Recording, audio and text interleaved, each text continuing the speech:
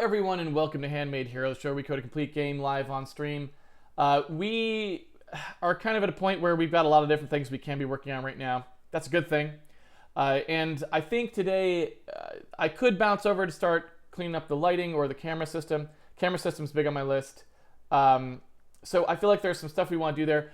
What I may do is leave that till next weekend and maybe spend all weekend doing cleanup on that whole like region-based stuff. Because right now, I can kind of show you what I'm talking about, just so you understand what I'm thinking about here.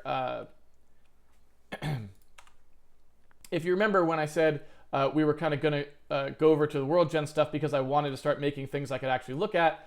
So you can see kind of here, we don't have a stable understanding in the camera system or anywhere really. We just don't have it worked out right now to properly get what are we looking at, what needs to be lit, and so on. So for example, right here is the camera view. We need something that's going to compute the area that you're looking at so the lighting bounds can be correct. You see the lighting bounds are here if that's too small, right? The lighting bounds should be outside the screen boundary.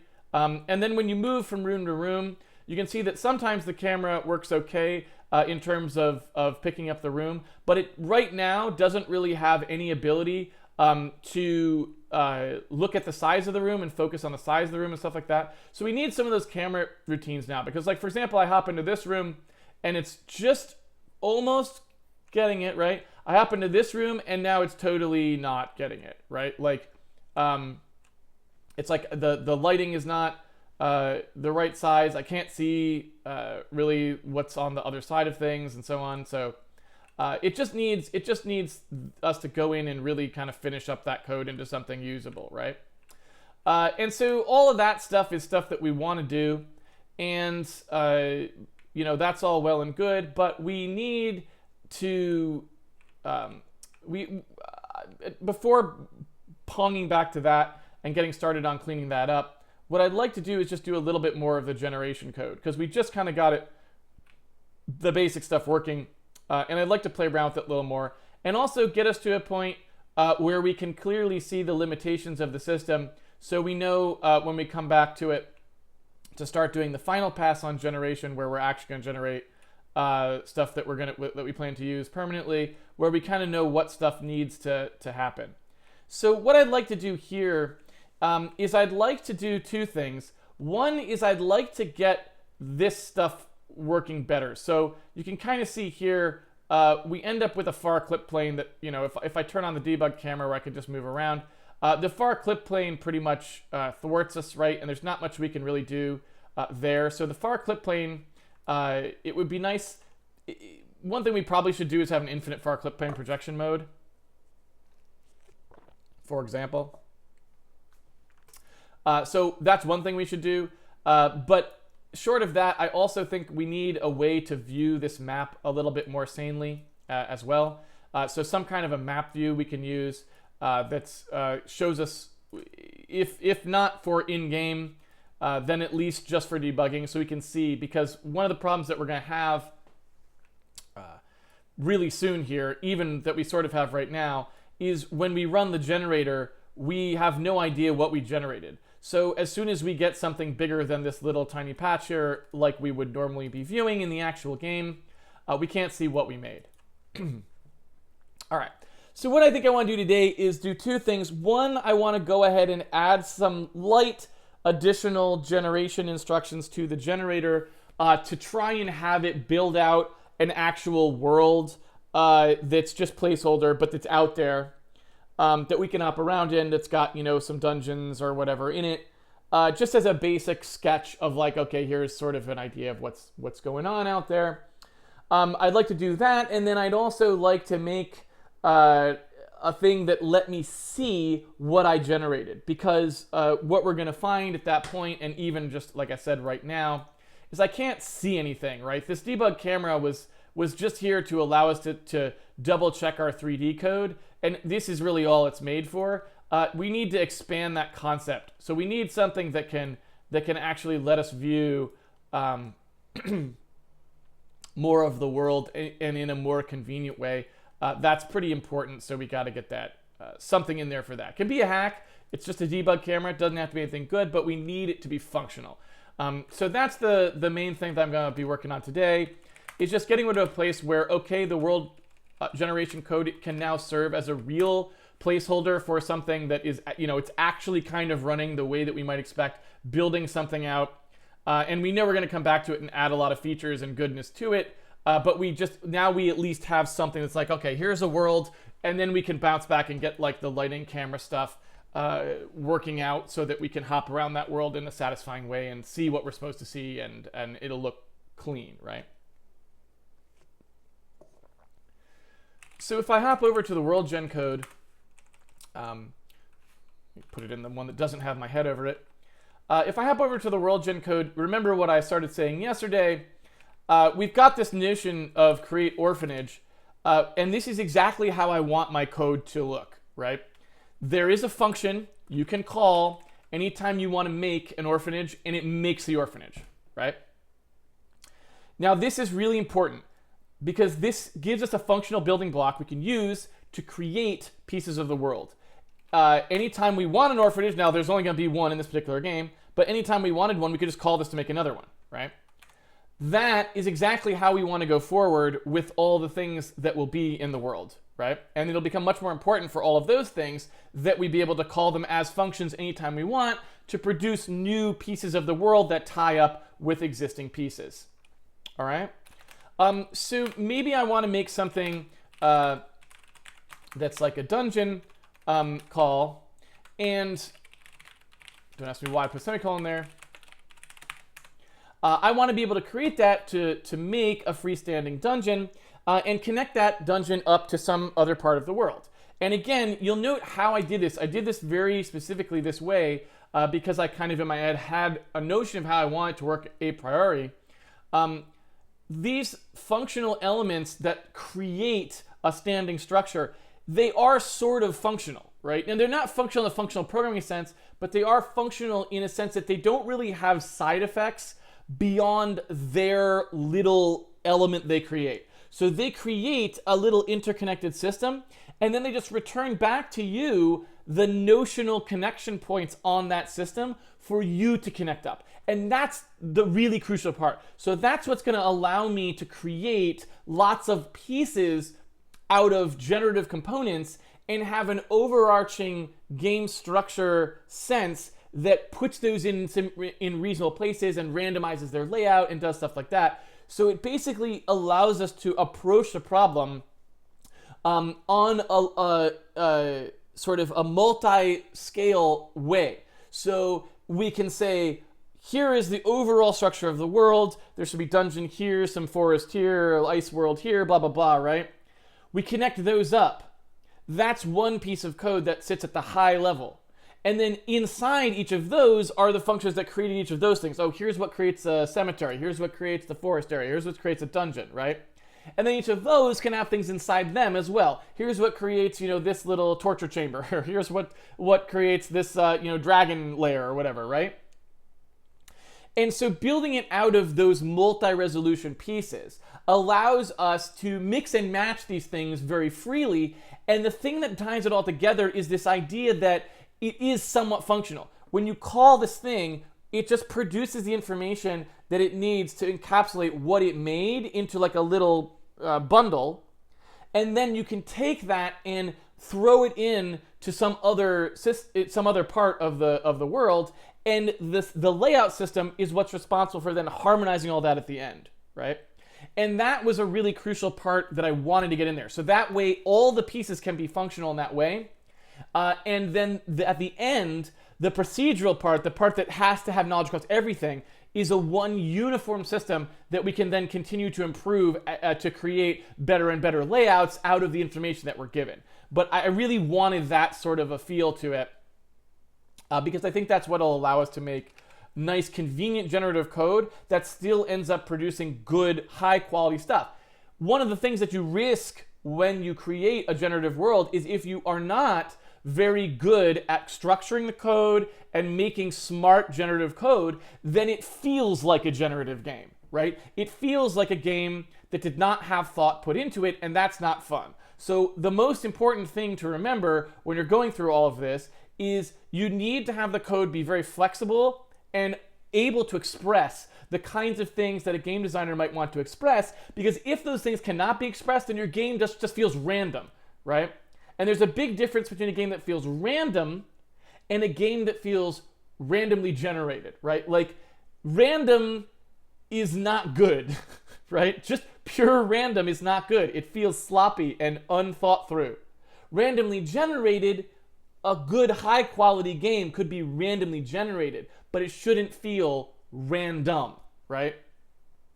It should feel like thought was put into it. And our job when we're in here is to encode that thought. And the system needs the ability to incorporate those thoughts, right? And that's what we're trying to accomplish here. So let's suppose that we have something here that's going to do create dungeon, and something else here that's going to do, create forest, right? Now, I don't really know much about how I want to do this, so I'm just going to go ahead and start creating some things here.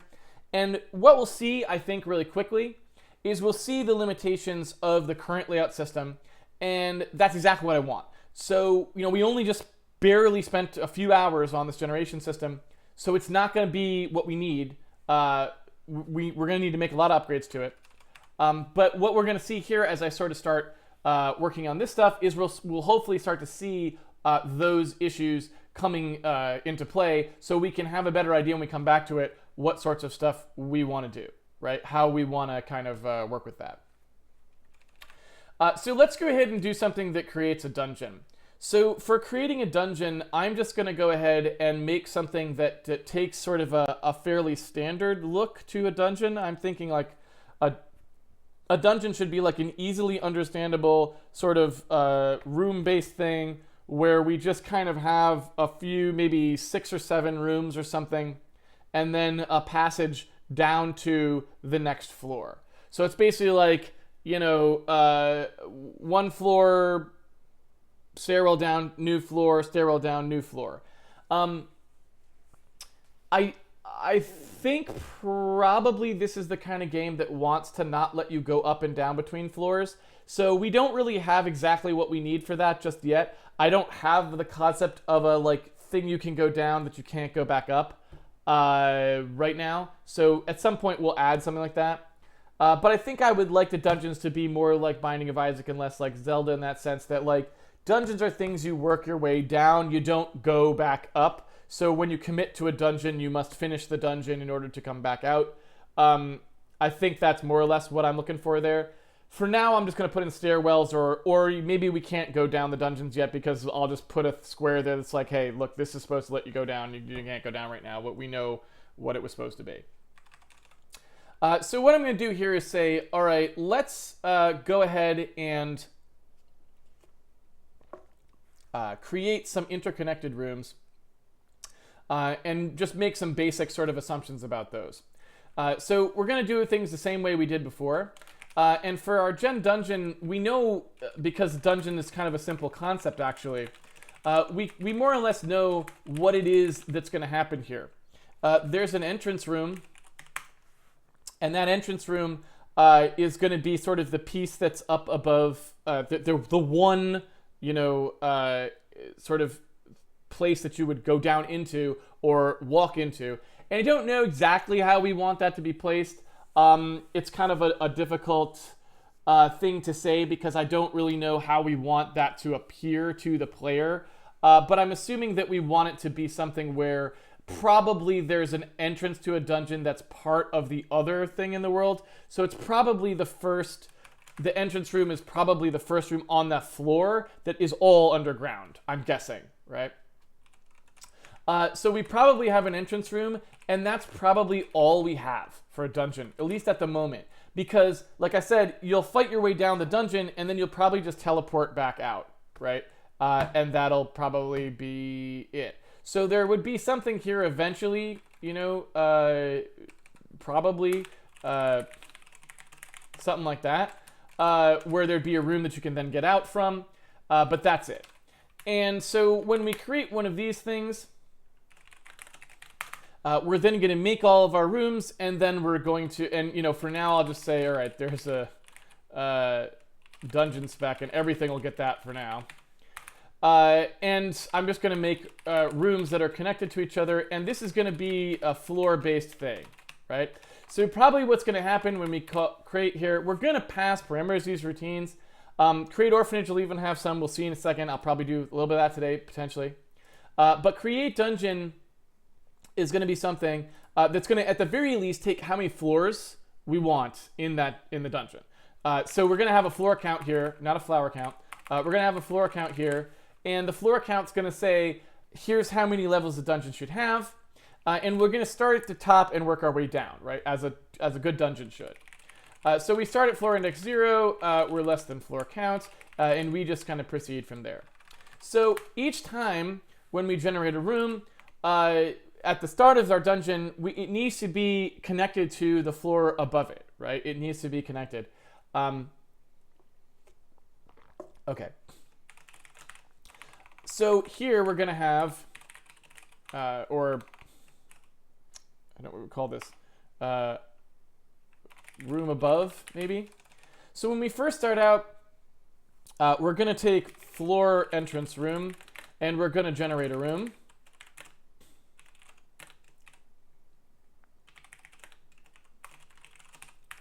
And this is going to be the floor entrance room. And this room is going to either, right, depending on whether there is a room above, it's either going to connect to the room above it using a downward connection, or in the case where this was the first room, it will become the result entrance room. So if there is a room above it, then we need to connect these two rooms, right? So we say, all right, we've got a floor entrance room. The floor entrance room is going to connect. Remember, we've got, ooh, did I not load my project? What? There we go. So if we go here and we look at what direction we go, here are our directions. We know that the floor entrance room, if you go down from there, you should get, oh, sorry. If you go down from the room above this one, you should get to the floor entrance room. So it's going to connect those two up. And then what I want to do is I want to say, well, in the case where there was no room above it, then rather than make a connection, we know that the person who's going to do the connecting is the person outside of this routine. So when we return the dungeon sort of construction back to them and say, look, here's the dungeon's built, we don't know where it goes, that person will take this floor entrance room, which is the first floor entrance room on the top floor of the dungeon, they'll connect it up, right? So if we take this floor entrance room and we assign it to the thing we were going to return here. So remember this, right? So now we pass that back, and it can get connected up outside. As we put dungeons around the world in various places, they'll sort of connect up, right, in that way.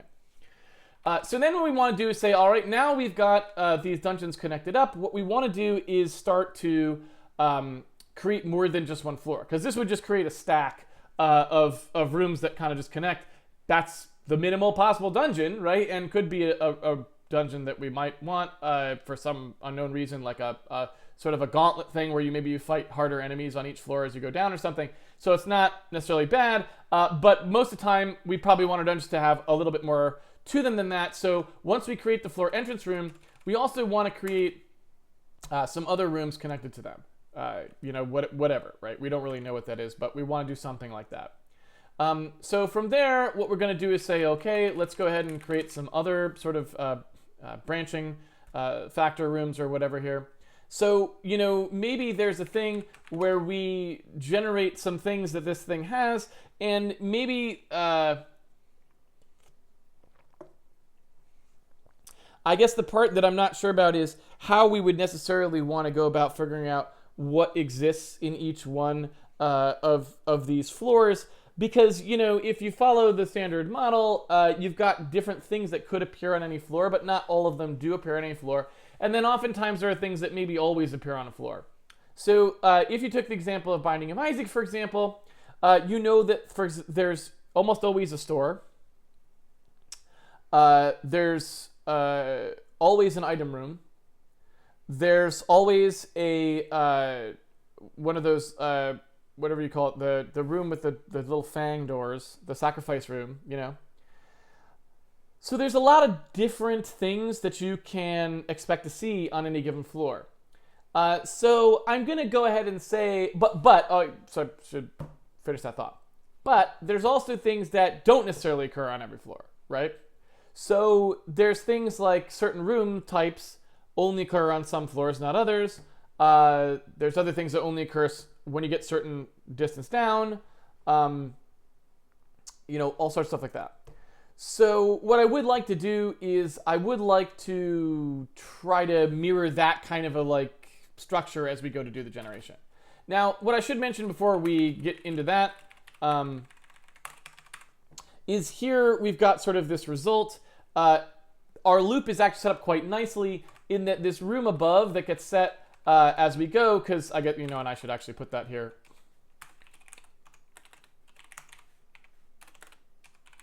So on the exit, we get that.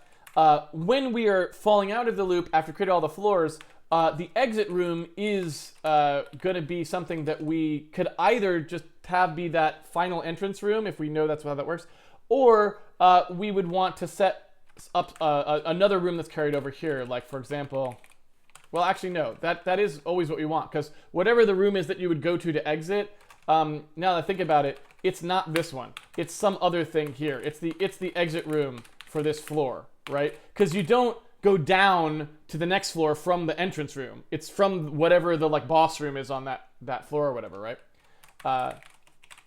So yeah, so this loop flows kind of nicely. Each time we create an entrance room, we create a bunch of rooms in a second here, and one of them is like the final room you go to, and then off you go, right? So what I would like to do is figure out kind of how we want to place this. I don't really know the best way to do this because I haven't really thought much about this kind of code.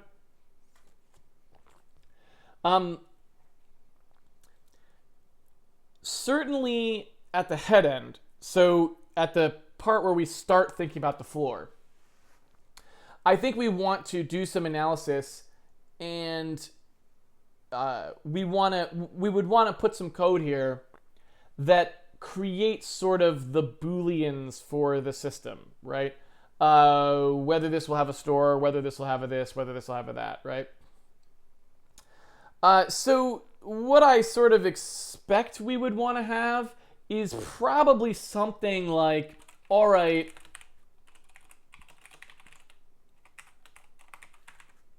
maybe there's some kind of a thing that says like, we're going to build a little batch of rooms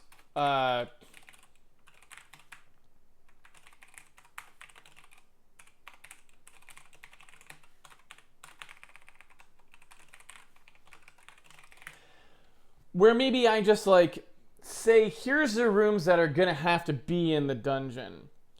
And then later, as I'm kind of spidering out to make a dungeon, I'm going to place them somewhere. I don't know. You know, is that logical? You know, I don't know. One of the problems is dungeon floors tend not to be so big. You know, a typical dungeon floor is what? 12 rooms, maybe something like that. There's just not a lot of rooms in a dungeon floor. So as I'm kind of typing that out, I'm like, well, it might have to be more specific than that, right? It might have to be more careful about how it's thinking things through. So generating a list of things to place may not be so useful after all.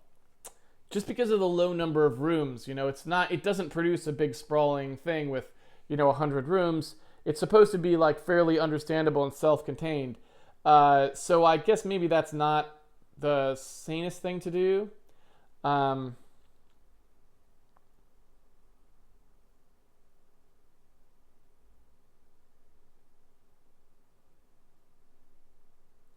So maybe I'll do something a little bit different.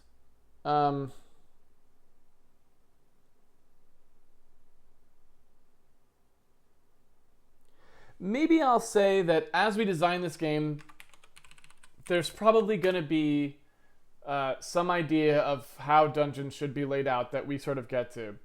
But generally speaking, you're trying to work your way from the entrance to the exit, right? So let's make a path from the entrance to the exit first, and go from there.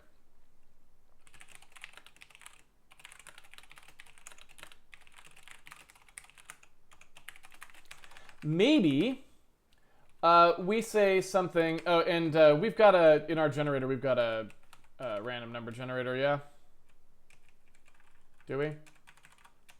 Horrors! We don't have one. Oh, we do. The world has one, actually. I remember this. We said that random numbers come from the world. They're right here. All right.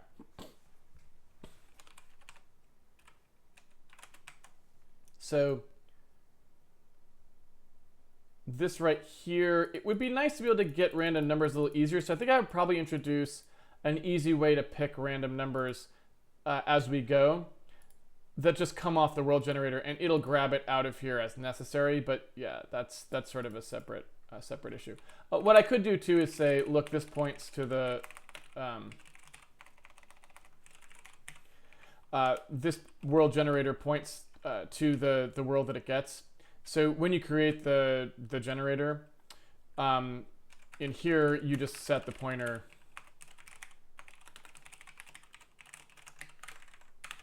like that. And so for now I can say something, things like this. So let me go over to our random code right here. And this is what I'll do for now. I'll say that maybe the path gets a little longer each time. So maybe the floor index divided by 2 or something. So, let's say a dungeon had 8 levels to it. So the first 2 floors would have a certain number. The next 2 floors would have 1 more room. The next 2 floors would have 1 more room on the path between the entrance and the exit. Something like that, right?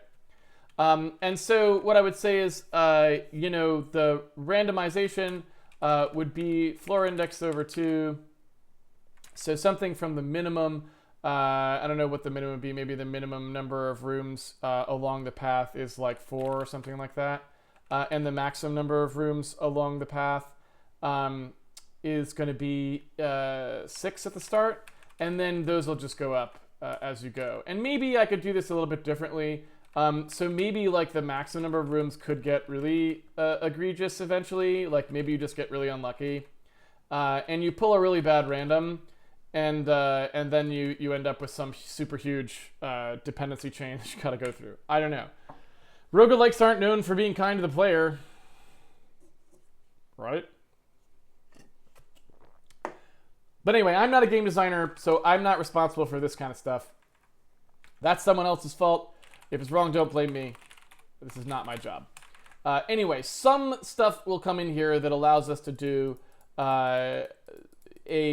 we'll actually, although I say, I'm not responsible for stuff, we will do better code for doing game design based picking than this, for sure.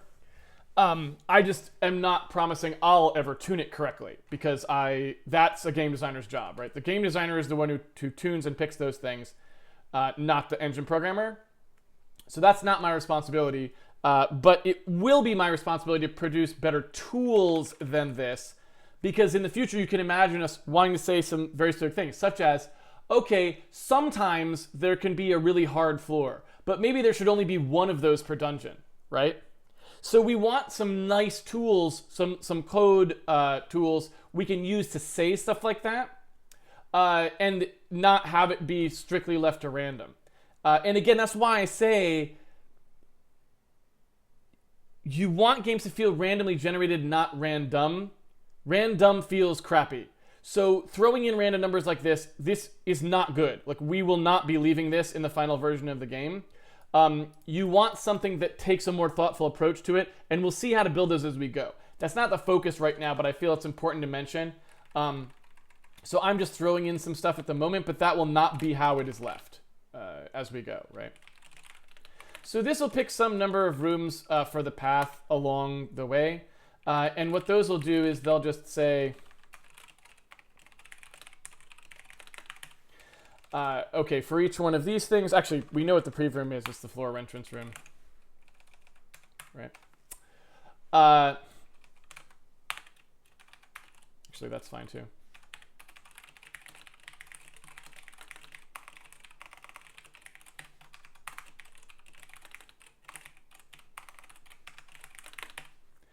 So what we want to do here is we want to say from this particular room, we want to create a new room. We want to like create another room that goes somewhere from the existing room that we picked.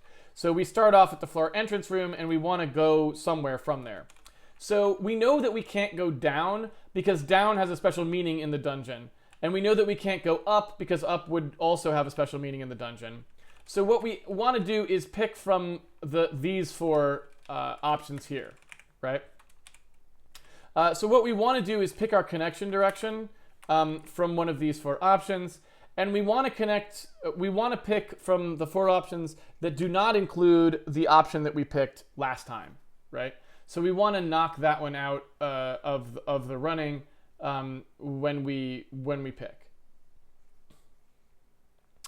Now we're going to run into something here that I think is going to be kind of interesting.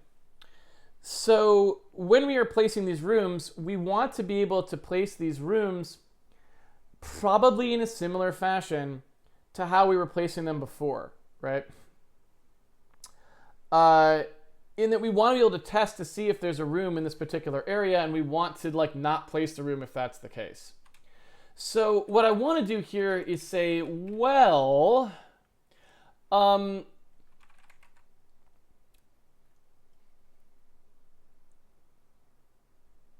rather than create some special case code to just help me lay out the dungeon, I'd rather just lean on the code we know we will be writing to handle room intersection and overlap to do the work for me, right? So what I'd rather do is set the generation index stuff up now to allow me to do sub-generation placement that then gets overwritten, right? Now, what do I mean by this? Well, it's important to remember that when you place rooms down, they're under no obligation to stay there. So what we can do is create the dungeon and place rooms into particular locations, and then we can see whether or not we would have hit any existing room using the same stuff we were currently using to check, right? So we can actually do stuff here that would essentially allow us to do checking on that layout in the middle of doing sort of basically a sub layout, so that we know if we curl around and hit ourselves, we wouldn't put more rooms there or whatever else, right?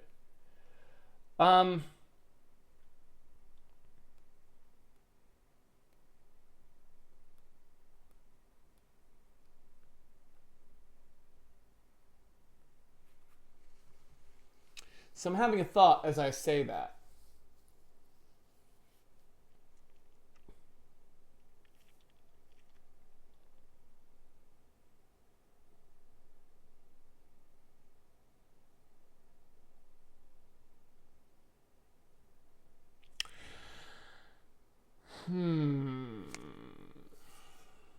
So here's what I'm thinking.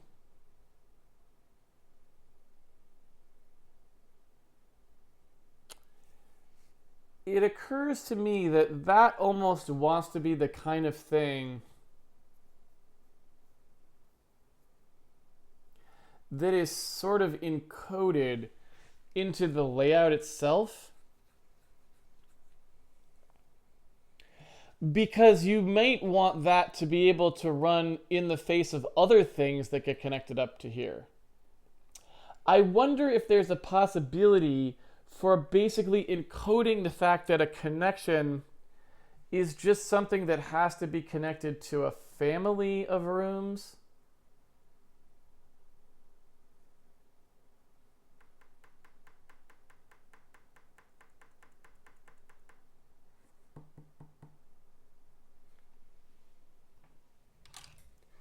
That's actually very interesting.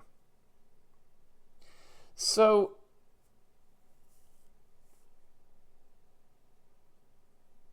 it does seem like this is the kind of thing where maybe we can just let the layout code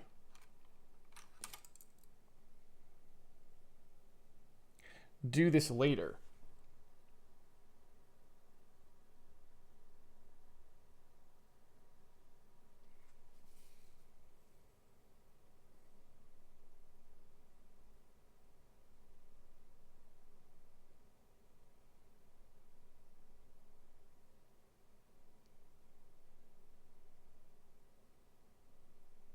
I'm going to go with that.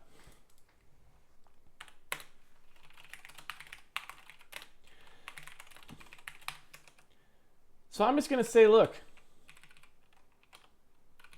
all we know is there's a serial chain here.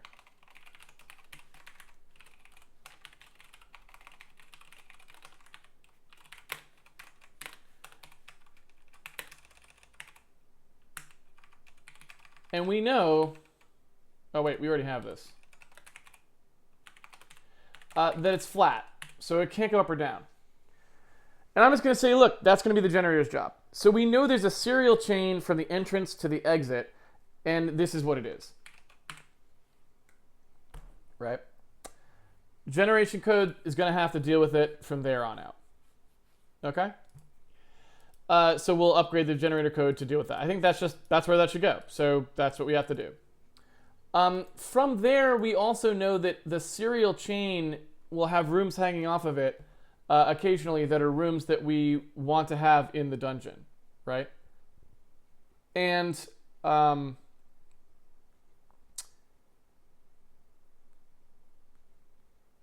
those connections are a little harder to understand at some level, but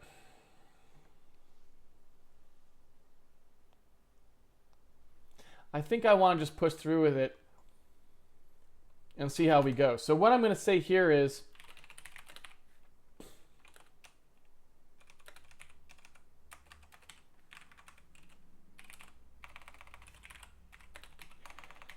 I'm going to keep track of these, and I'm going to find out how many of these we've got, right? And I'm going to say that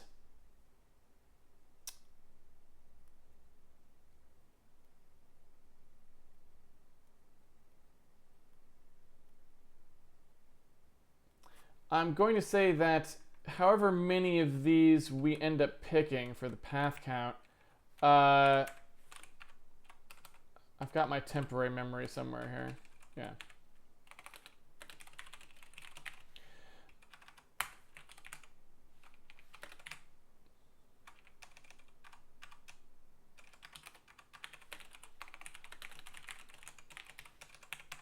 So I'm just going to go ahead and say, look,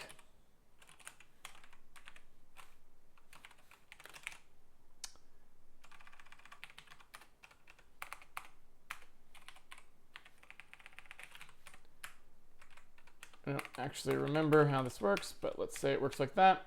I'm going to say we're going to keep an array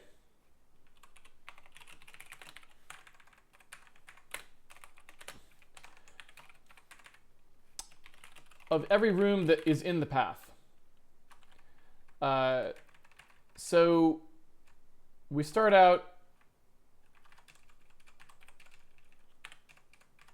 every time we make one of these,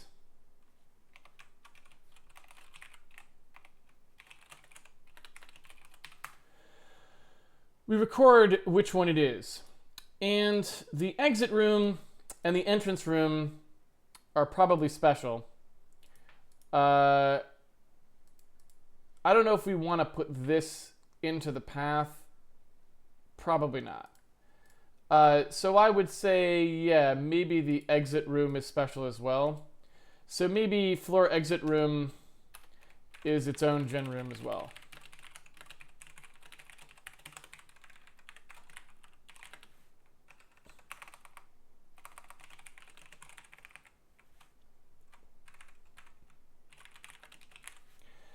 So when we create one of these paths, it'll sort of push a temporary on there that says what all the paths are.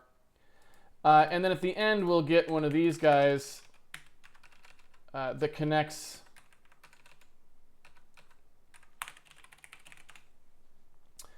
to the floor exit room there, and then the, on when we actually exit, we'll keep that one for the final room. That all seems pretty reasonable to me. And then when I have this array here that has all of the rooms in it, what I can do at the end is then now I can just sort of randomly place where the other things are going to be, right? So I can say, all right, I don't know what other things are going to be in this, but let's say we've got a couple other things.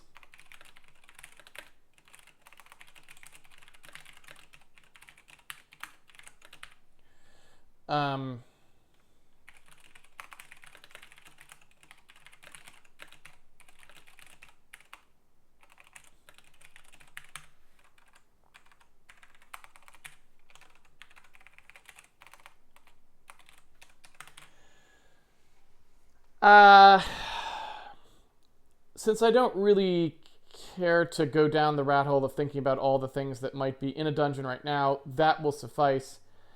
So what I want to do is say, let's randomly put those off of something in the chain, right? So what I'd like to do is say, okay, pick a random number.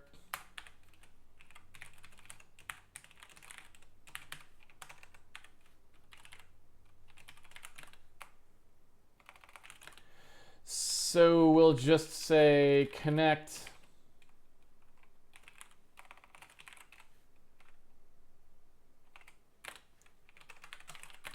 one of the rooms in the path with the shop room.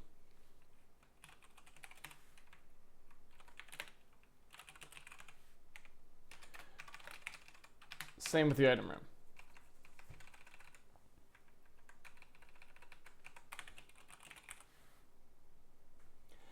Now, there's a problem with this style of writing the code, as you can see almost immediately, right?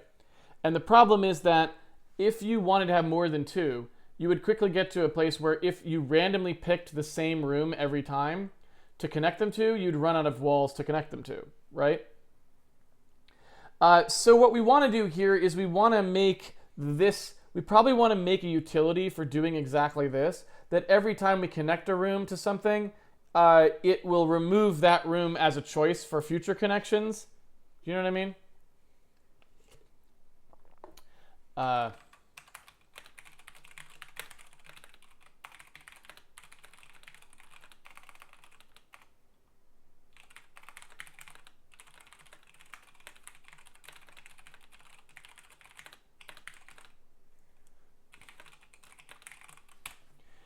But otherwise, and for right now, since we only have two of them there, it's fine.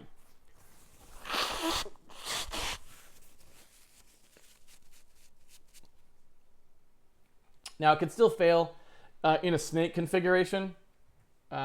Possibly, well, probably not. But it might, it could, right? So this may still cause us some problems at the moment, depending on how the dungeon ends up being laid out. But yeah. So if we take a look at this, now we've kind of got a sketch of it. This is basically the generation code for a dungeon, right? I mean, there's not a lot more to it than that. This would basically produce a typical Binding of Isaac level. The only thing it doesn't do is allow the dungeon to connect back up to itself, which we might want to do. For the moment, I don't really want to do that. Because we're going to want to do more stuff with dungeons later on and so on, but still. So what I'd like to do here, what's this complaining about? How is this ambiguous?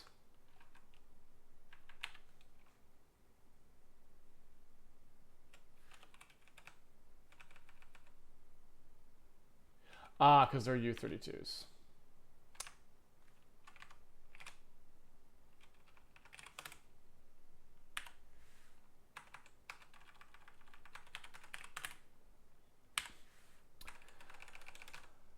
All right, so moving on.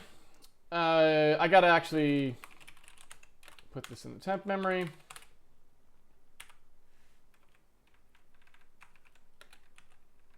Does path count come first?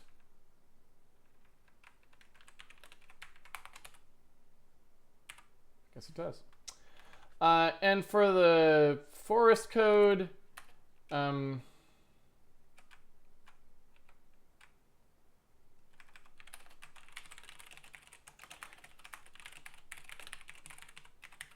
we're just probably going to have 4 exits, 1 for each of the directions. And I think those should probably line up with these right here, right? So we probably want to just have 4 exits that correspond to west, east, north, and south.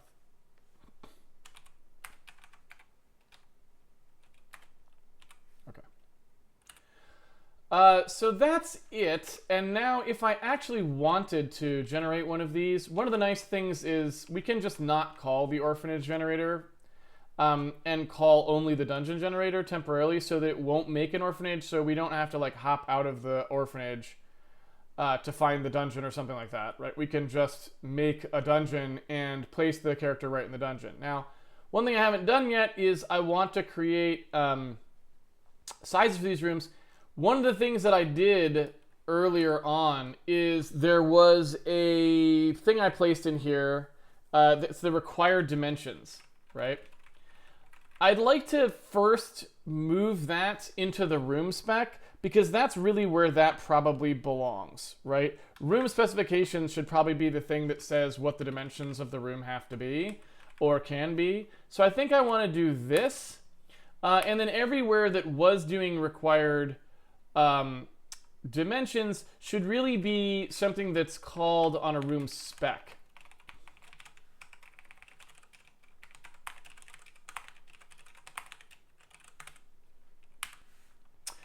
That's my story, and I'm sticking to it. So when we go to grab one of these things, I'm going to do gen room spec spec equals room spec. And then everything that was room required dim is now going to be room spec, right?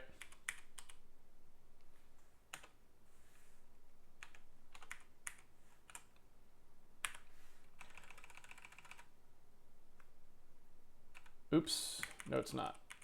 Sorry. What I meant to say was anything that was room required dim is going to be spec required dim. Can't see that.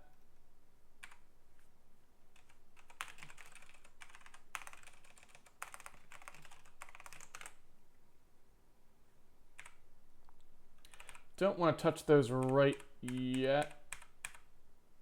And here we go for this. So in here, what I want to do is for these, and you can see why I want to do this, because that's really what we're saying. So the bedroom spec is the thing that determines the size of all of the bedrooms, right? And we want those to be specified uniformly. Same thing with the hero save slot, probably. So actually these bedrooms here should not be bedroom specs. They should be save slots. They're a little bit different. So this is just going to say, look, set the bedroom spec size. Let's see here. Hero save slot. That's the save slot spec. This is the garden spec.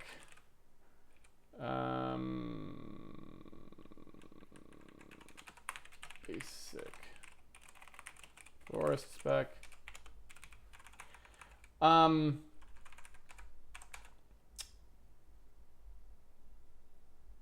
This is the hallway spec, I guess. And the hallway spec is a little bit different because, you know, we're kind of in an in-between point here. Normally when we specify the hallway, we wouldn't say what direction the hallway goes. It would allow the system to probably place the hallway in either orientation. Right now we will have to create two because our system doesn't really handle that. So that's vertical and horizontal, if you will. And so like the front hall is a vertical hallway and the back hall is a horizontal hallway, if that makes sense. But eventually, I don't think we'll differentiate. We'll just have hallways, and the spec will specify that it can do that rotation as necessary. So here's a kitchen spec, Taylor spec, main room spec. Off we go. So then here we can just sort of make this code behave like this, although, you know, eventually I think we probably want to make this a little bit more. We want to clean that code up as well at some point here, because this is going to have to be a little bit more thoughtful. So if I run this, what I should get is the exact same orphanage, and I do, right? Anyway, so the point now is when we're up in the dungeon code, you know, the dungeons are supposed to have a bunch of rooms that are sized uniformly. So we should only really have to set the size once here and say the dungeon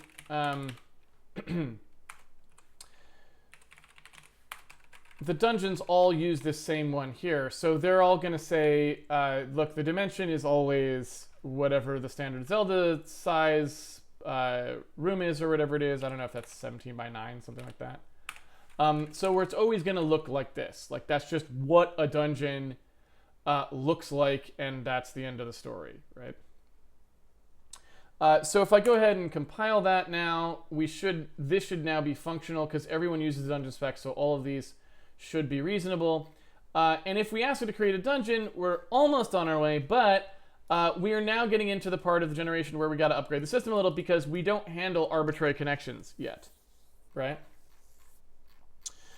So when you have a set of connections that are specified like that, right now we don't handle selecting one from a set. You know, that's not something that we actually allow. So let's go ahead and start that though. So if I made an if 0 here,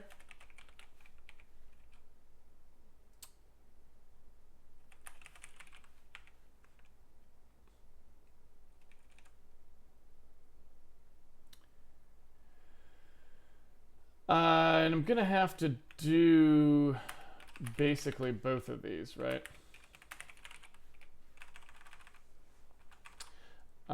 Well, I can still create the orphanage.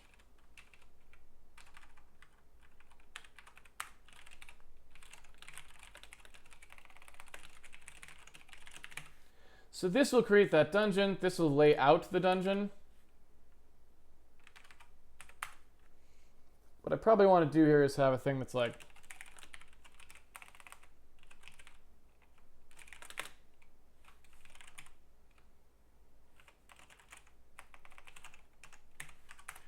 so this would normally be that, right? But we're not going to do that. We're going to do this instead temporarily. In fact, we could just do it like this, where we overwrite it. And then here, you know, again, we've got sort of this situation going.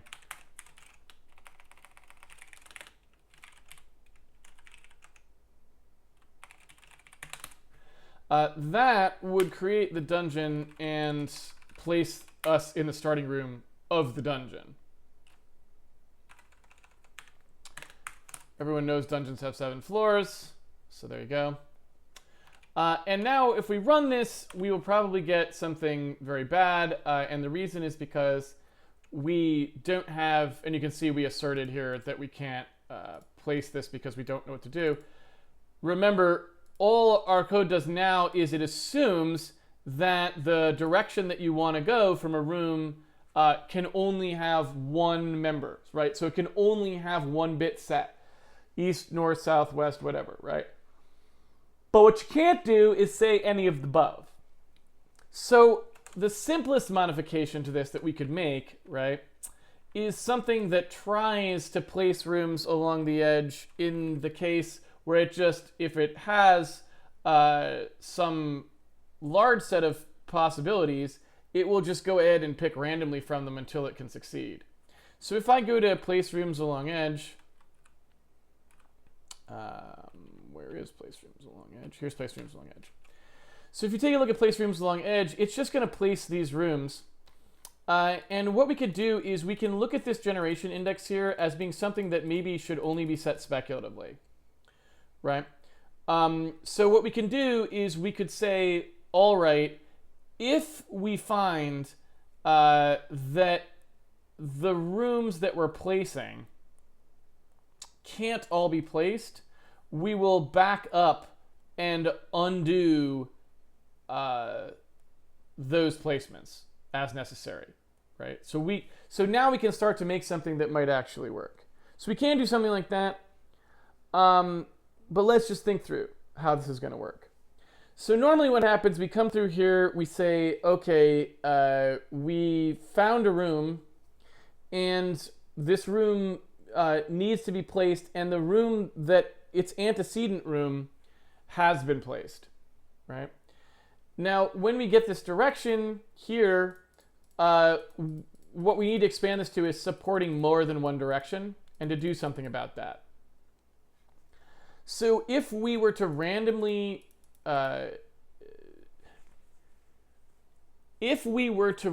try places up for the room, we could do this with a single room pretty easily and not even have to back up if we never got into a failure state. So let me just articulate a little bit how that would go. So first of all, in fact, you know what? Let me actually back up one step further, because I just realized we have a more powerful routine now than we had before, and we can simplify. So let's suppose that we nerf the dungeon bit for a second here.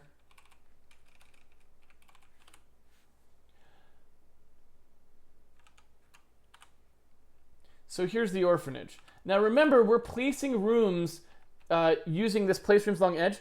We don't have to do that anymore. Why? Because we have testing. So instead of place rooms along edge, this can actually be just called place room along edge, and it can say which room it wants to place, right? This can go away now.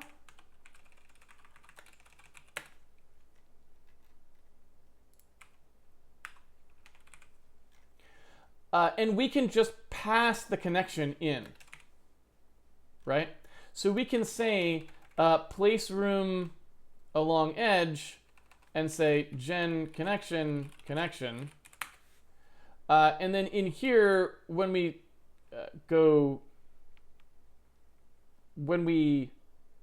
continue down through here, this is not really a dir mask, it's actually just a direction. We could pass this directly if we want to. And that would do it, right? So if I replace the call to this place rooms along edge with place room along edge, right? Then what we can do is say, oh, well, the other room here and this connection that we're on, that's what we're trying to place, right? We know the direction in the generation index still from here. This, I believe, will now lay out the orphanage the same way. So we don't need to place rooms along an edge one after the other, because now we just test to see where they can fit in. So we can just call it per room. So once we can call it per room, that also means now when we get this direction, we can try multiple times, right? If we aren't able to place this room, so if this call fails to be able to place the room does not get placed, right? So when we come through here, rather than asserting this placed, we can just say if placed, like so. What we can then do is move placed out as a more primary element here, and like so, and then just return that. Now, we could check the generation index and know this actually, but also it's pretty convenient to just have it be returned. So then what we can do is say, well, let's keep trying all of the directions that we could potentially go. And as we try those directions, we could also probably just say we don't need to test this anymore because presumably the outside code did test that. So that might be more of an assertion really now, if that makes sense. So I think we probably want to do something more like this.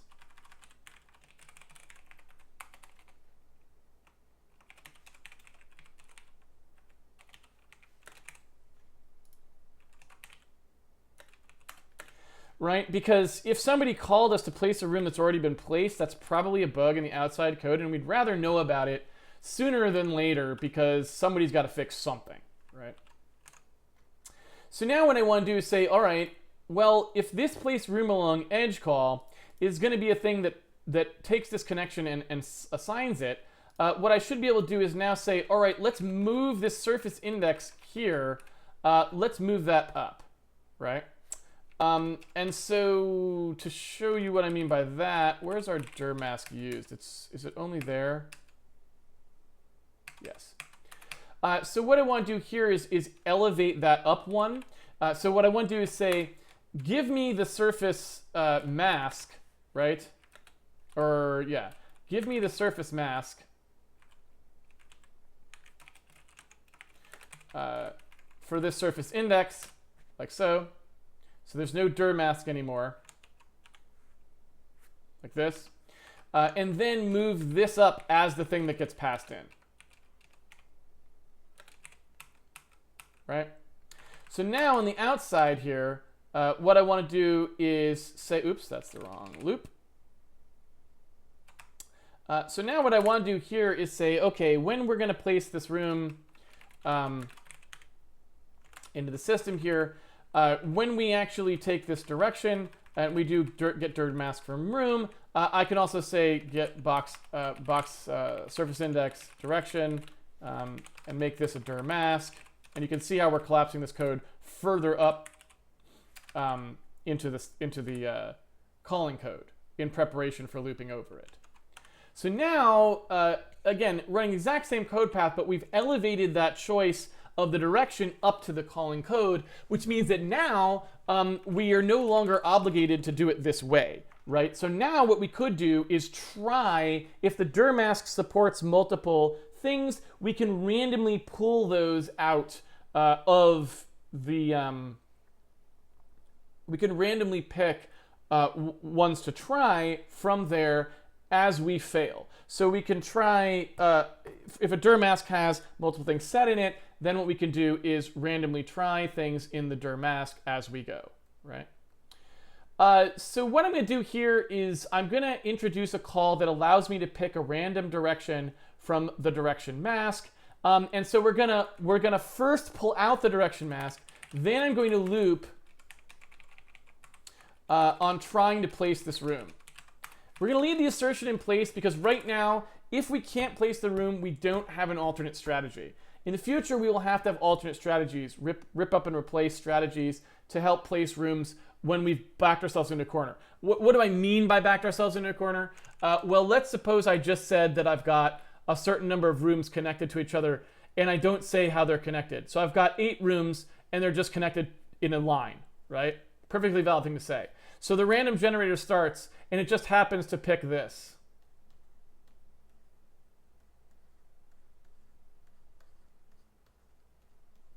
Right?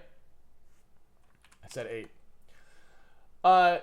Well, if now this room happened to have some other room that needs to get placed as well, it can't go anywhere, right? All of its places there's stuff there. So what would need to happen here is either it would need to know that it can move this over here or something if there's like information that allows, if it's not essential that this be connected here, if it has other options for a connection, then that's fine. But short of that, what it would have to do is back up and try a different strategy. So try placing this room first, let's say, and then, hey, this would just work because it wouldn't pick there to put that thing. So we will have to introduce other strategies for placement. And so we're going to have more than just what you see at the moment. But at the moment, we're not doing anything fancy, so this assertion should stand. Because it's not going to, there's no recovery, right? So the assertion lets us know we've outstripped the capabilities of our current very limited placement routines. So once we get a dir mask, what I'd like to do now is I'd like to loop through and I'd like to have a way of picking a random direction for the dir mask. So I'd like to do something like this.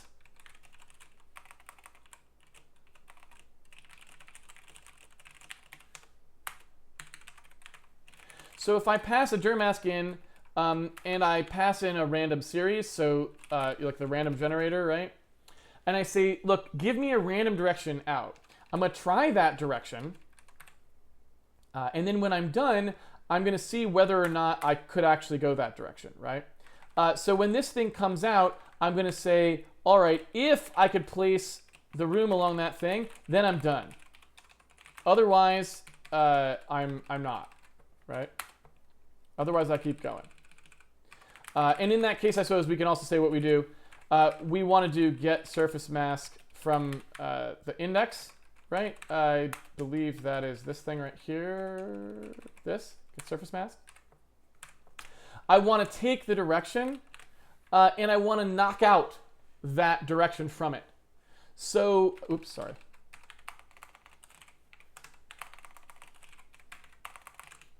So I want to take whatever direction I tried, and I don't want to ever try it again. So as I'm picking random directions, I'm going to pick that many. So what I want to do here is I want to, I just want to do this attempts. So we've got two things we might do. So if we can place the room along the edge, the other one is if this direction comes back invalid, right? Or if there's nothing to do. So the way that would work is saying, look, hey, only try this while there's something in the dir mask to try. Once we've tried all the directions, we're done. And we've obviously failed. So at that point, it's time to raise the assertion and say, I can't figure out where to place this room. And that's, you know, a problem for a later day, for a better generator, right, to solve. Not a better generator, a better layout code, specifically. So all we need, I think, to get this working properly is that one piece of code, this right here that I'm sitting on, that will take a mask of directions and produce a random direction therefrom, right? And so I'm going to do this in a really dumb way, right? Just a real stupid way.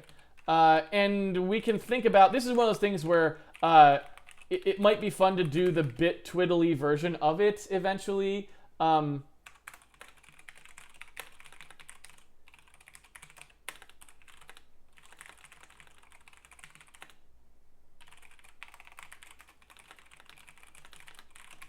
So this is going to be a piece of code that, honestly, we do not have to optimize. I don't think it will ever be called enough to really make any difference to anybody, but I'm going to do it a super stupid way, and I bet just because typically when you have something like a mask like this, when you have a bit twiddly kind of situation, there's probably a clever way, if we sit down and think about it, there's probably a clever way to do the thing that produces a random one of those bits, right?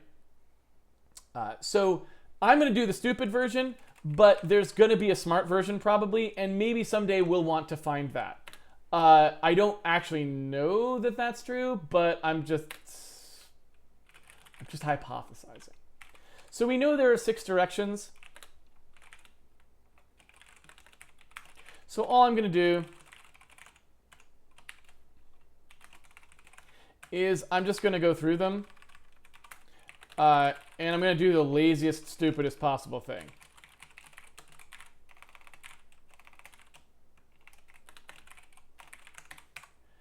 So I'm going to say if the directional mask that we're given, whoa,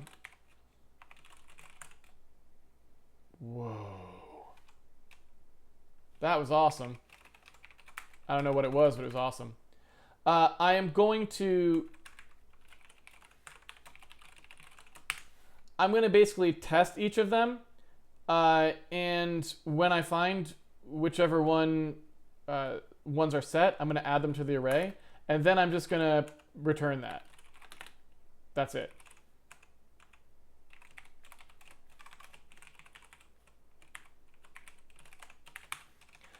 I am going to say, at least at the moment, that this routine is required to have at least one valid direction when you pass it, because I don't know if I want to, since box surface index doesn't have a null value, I don't want anyone asking for one if they can't get a real one back.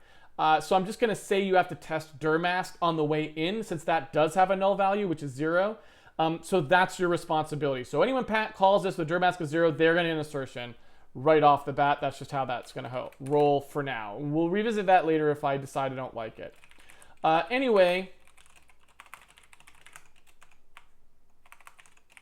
oops. This will produce for us a random direction out of the directions. And that should be it.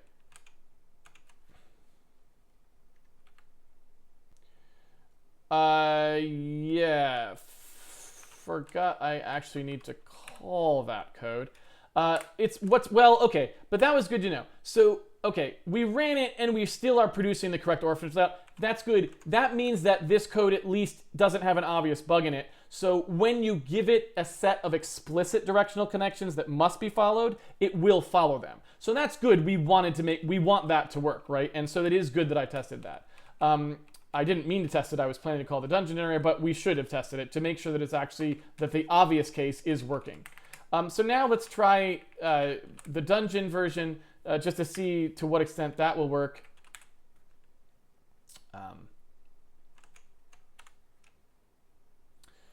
And it looks like...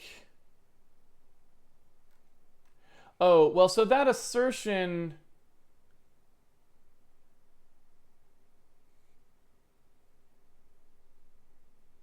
Huh. So that's suggesting this room was called...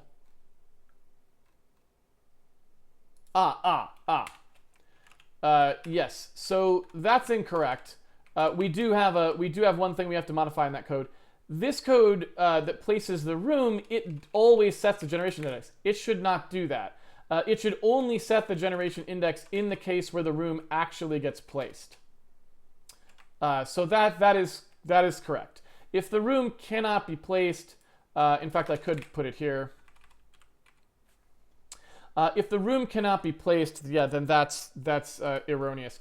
Maybe what I should do is actually make that be something that gets computed after the fact. That way they both depend on the same thing. So basically say, like, you know, the result here is based on whether the room generation index ends up being equal to our generation index, which means it gets placed. Maybe that's a more appropriate way to signal that, so that way it's not set twice in the code, and you can't have that problem, right? All right. So I think, based on what I'm seeing here, I think this is good, because this means we don't have we haven't hit any bug yet. So what we need to do here for place room along edge, we don't currently support up down. Now, I guess I kind of want to test the other code first, so maybe what I'll do is I won't put in the up-down connections yet. So when we do floor count here, maybe I'll nerf the floor count temporarily, so there isn't an up-down, there will be no up-down connections created. So instead of that, what we'll do here is say, all right, you know, floor count always equals 1. Just so I can see if the other code is working and debug that. And then what I'll do is add the up-down code, right? So here's our dungeon layout, and you can see it amusingly created exactly the layout that I was talking about. It did the wind around. Don't ask me why, but it did. So now I can hop around the dungeon. This is presumably the store here, or the item room, right? And then I can hop out of here, and I can I can just keep on going through our dungeon, and off we go, right? So that's all fine, whatever. Great. So that code is now working at least moderately well. And then what I want to do is I'll put the floor code back in, and then what we should see is when I run this, we get the assertion that you're trying to connect things in a way that this routine doesn't support, right? So I think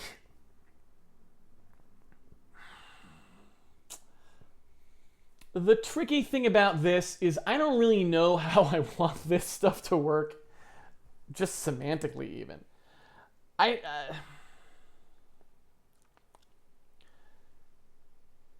most of the time in video games that I see, there is no such thing as two downward connections from a single room that connect to two separate rooms. Not in a game like Zelda, anyway. Um,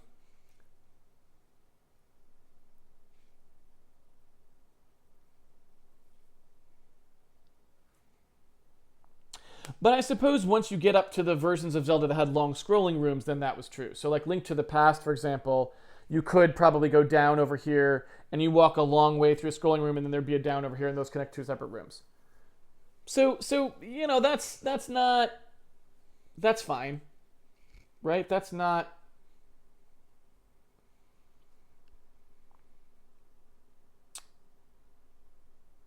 that's not a problem. So I guess I will endeavor, at least at the outset here, because I don't have a better idea. I will endeavor to just make it so that there really isn't a big difference between downward connections and upward connections, I guess. So what I might go ahead and do is just say, well, you know, if you want to create a downward connection, it'll try to do the exact same thing it does for upward connections, in that, you know, it'll try to place the rooms, and if it can't place the rooms, it'll try to push them in a particular direction, you know, sliding along the room or whatever. I could alternatively have two different routines that are like where one is special case for doing stacking, just because Z is different. You know, it's different than the rules we think of. I just kind of feel like they're different for downward connections and upward connections than they are for, you know, your run-of-the-mill wall-based doors. I mean, certainly in the real world, they're just completely different, right? North, south, east, west directional things are doors. They're anywhere in the wall. You open it up, you walk through it, whatever. That's pretty normal. Up-down connections are very special. They usually require a stairwell or a ladder. They typically are, you know, placed anywhere in the 2D plane, so they don't constrain to two edges at once. You know, a door can't be anywhere on a wall. A door is always connected to the floor, right? But a opening to above you or below you can occur anywhere in the plane. So I feel like fundamentally the logic of it is a bit different. There's 2 degrees of freedom in placement of an up-down connection, and there's only 1 degree of freedom in the placement of a north, south, east, west connection. So that's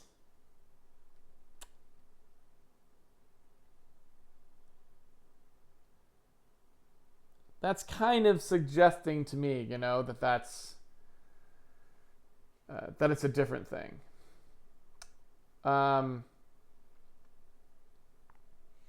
So, you know, I may do something like where we just say,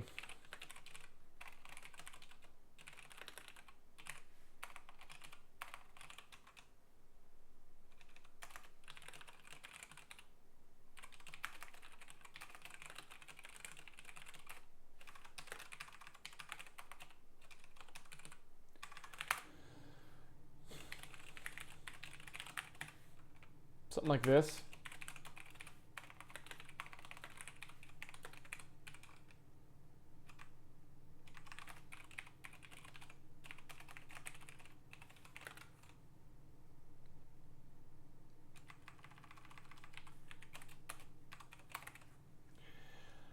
Um,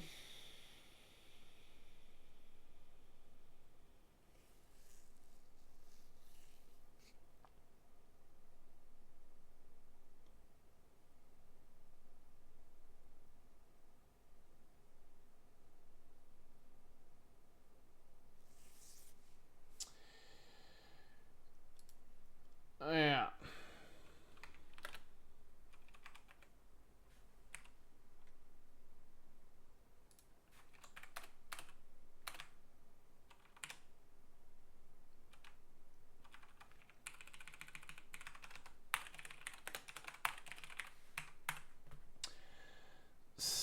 So yeah, just not really sure about this.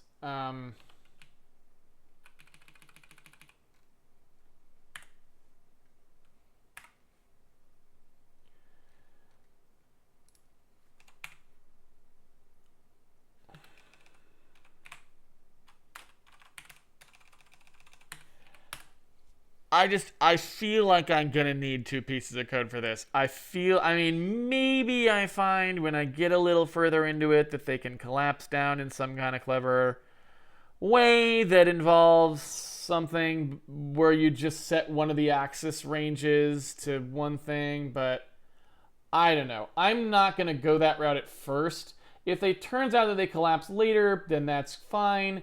But even looking at this code, the door code is going to be a little bit different. It'll probably start out with an intersection, yes, but then it'll probably do something where it collapses both axes down to an aperture. So I'm pretty sure that this just is going to be. It's going to be special sauce, right? Like,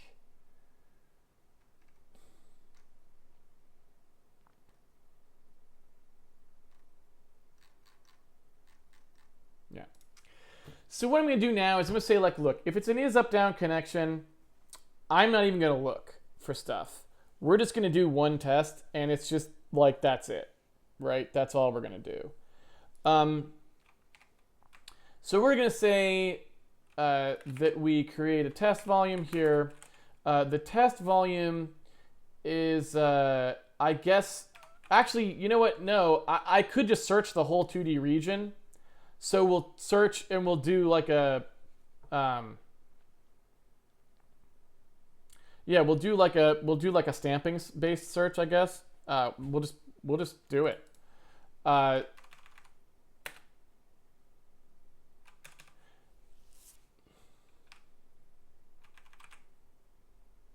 And now that I said it, after I said all of that, I'm starting to see like, oh yeah, hey, this probably will end up being something that you can generalize by just squashing one of the axes to 0.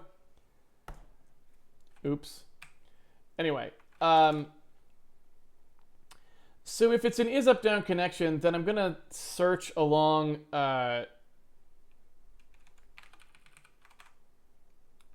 two sets of axes.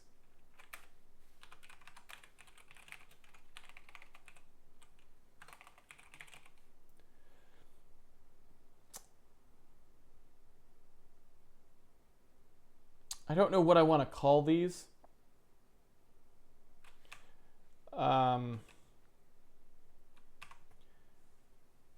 They're like relative x and y. So I sort of want to do a thing that's like while rel x is less than max rel x or something like that.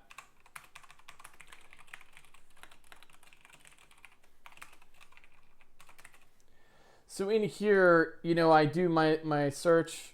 I got to produce my test volume.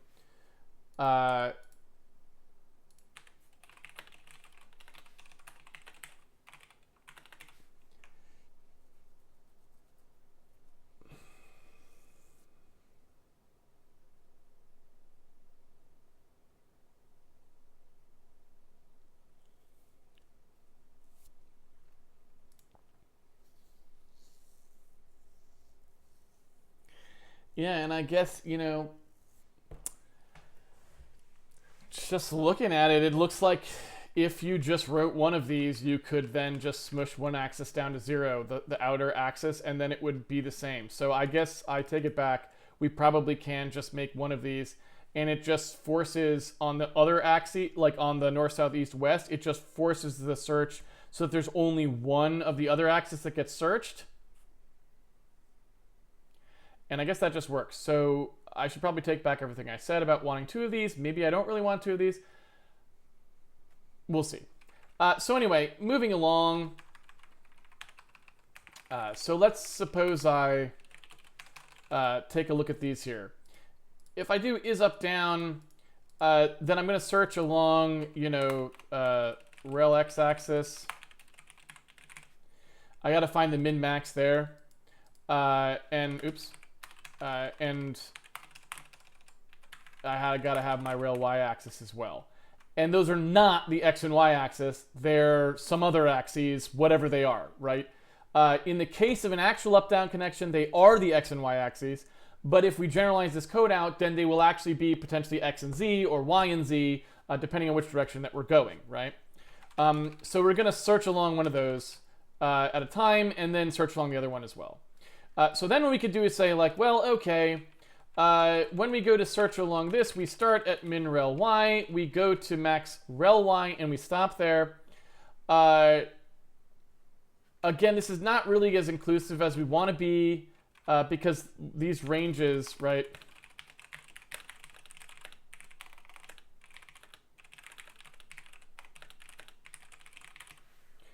We probably actually want to start in the middle and then move to whichever side looks like it's going to work.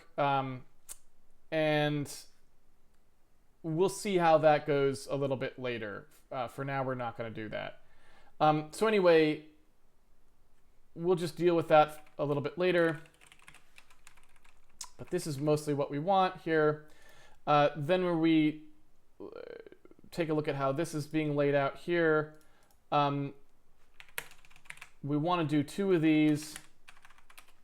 So when we actually go to create our test volume, we want to be able to set the rel x-axis to be equal to whatever our rel x is, so as we look along it. And then the rel x-axis, the max, wants to be whatever that thing was, right?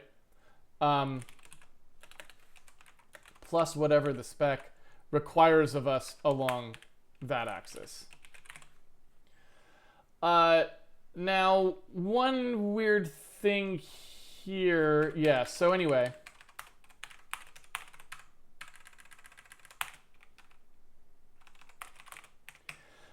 So we can amortize this set, so we might as well.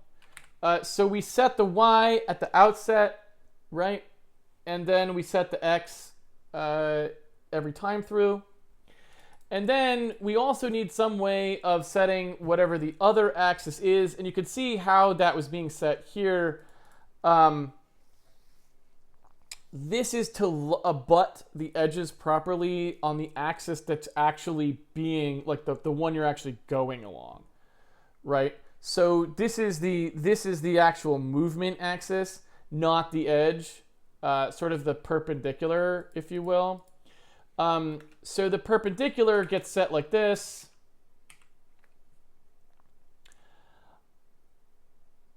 I don't think it ever changes, right? So I'm pretty sure you can just set that here and never care about it again, right? So we've got basically the rel z-axis, right? And the rel z-axis, and we need that sort of which direction we're going.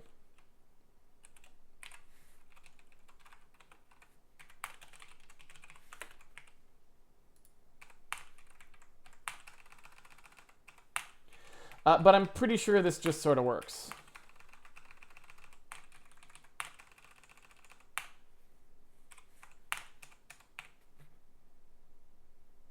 Right? So we set up the relative z-axis and say, look, that one has to abut, and I believe this never depends on anything else, so it can actually be lofted all the way out to the initial portion of the loop.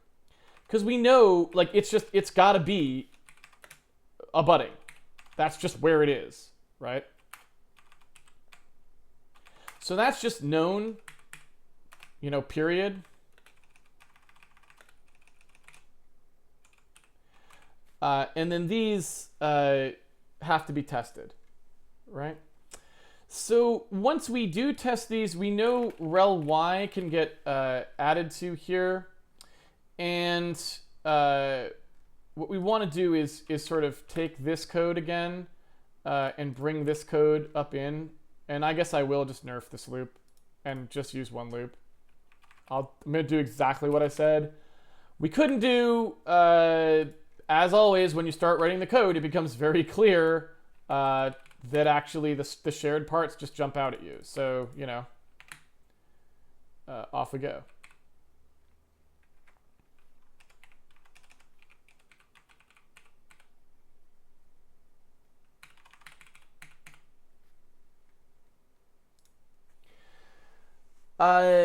Yeah. So I think this will just work. And we're going to have to verify that it actually does and tune all these constants properly, but I think we can get this down to something fine. So what we need to now do is say, well, okay, when we do the placement here, the placement that we're talking about is the rel x-axis placement. When the rel x-axis placement doesn't work, then we need to move the rel x by the delta that we get back.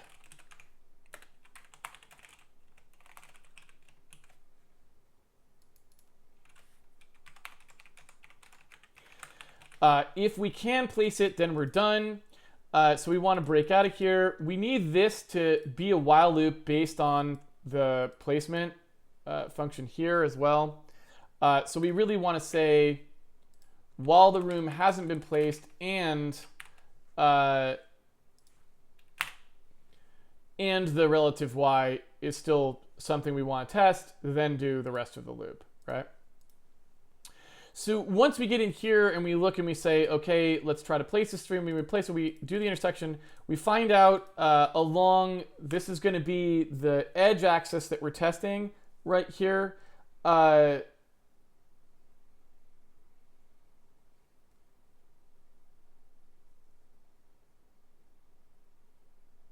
So the edge axis in this case is going to be rel x.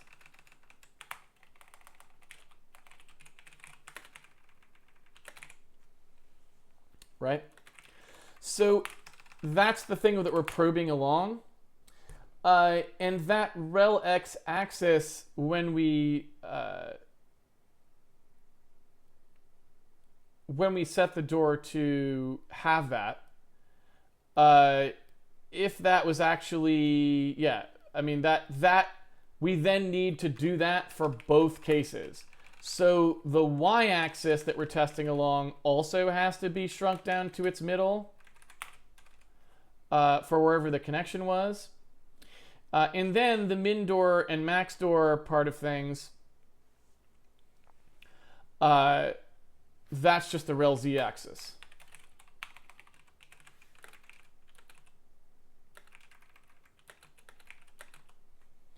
I believe.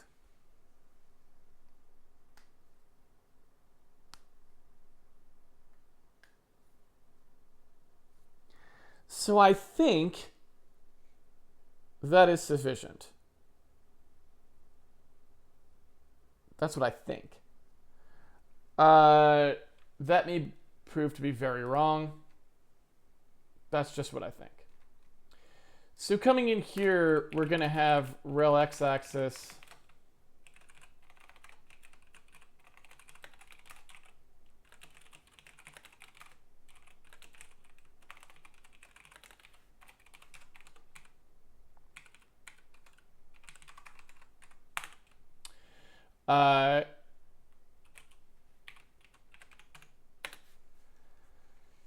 I believe it's the rel z-axis that needs to know whether it's min or not. The z-axis is the direction of the connection. And that's the one that needs to know whether it's min or not. So I think that's fine. So rel z-axis, oops.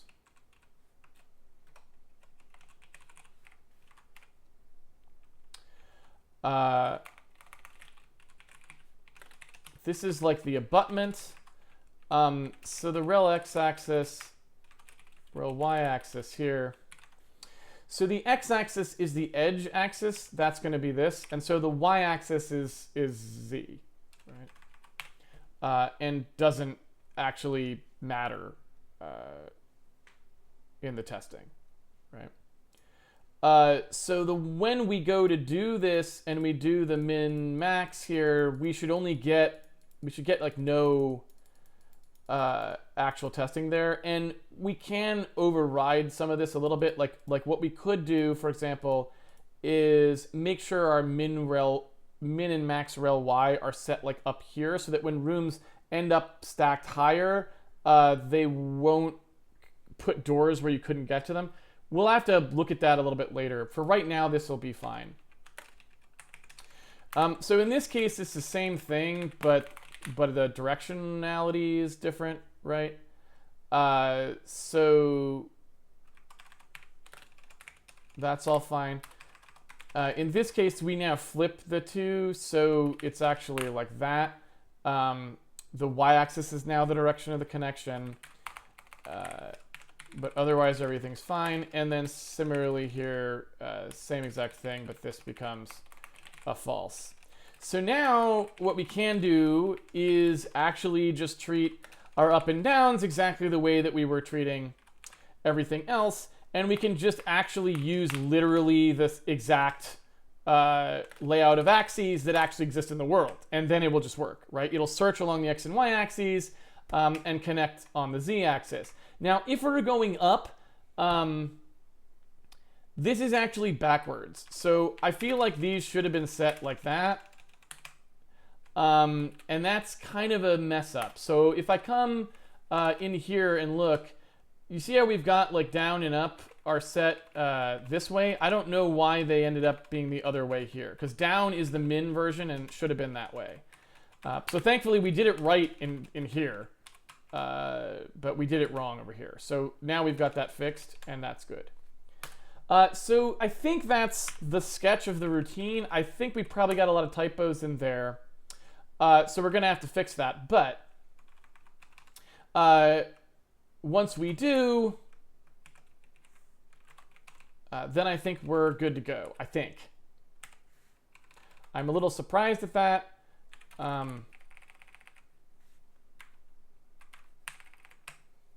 don't know why that was rel x axis. This just adds.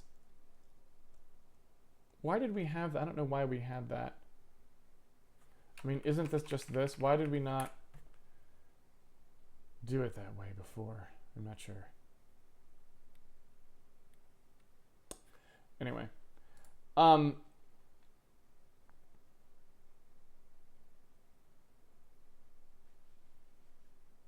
So I think that should do it. Now I'm going to go ahead and switch back to the floor count version we had before, where I did create dungeon with only one. I'm going to go ahead and get rid of the floor count again, because I don't want to deal with those up and downs yet before I actually determine whether that code is working at all. So I want to debug. I'm going to first try to debug the version of this where the I want to debug the version of this, hopefully, where the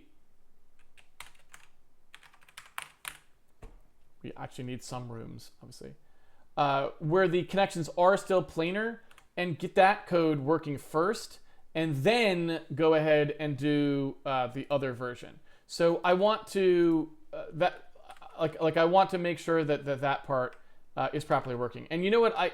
Instead of doing this, I might use the orphanage, since I know that those connections are hard-coded and I know which direction they should go. That'll help me as I step through it to make sure that those are doing what I wanted them to do and not screwing around again. So here's the orphanage version. And let's go ahead and step into the debug version of this code.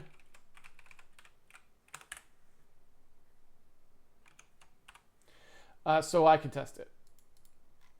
So I want to look at the first time, we place a room. So coming through here, I want to see what we get. This is a northward connection. So it says the x-axis is 0, the y-axis is z. So we're searching along x. That's correct for northward connection.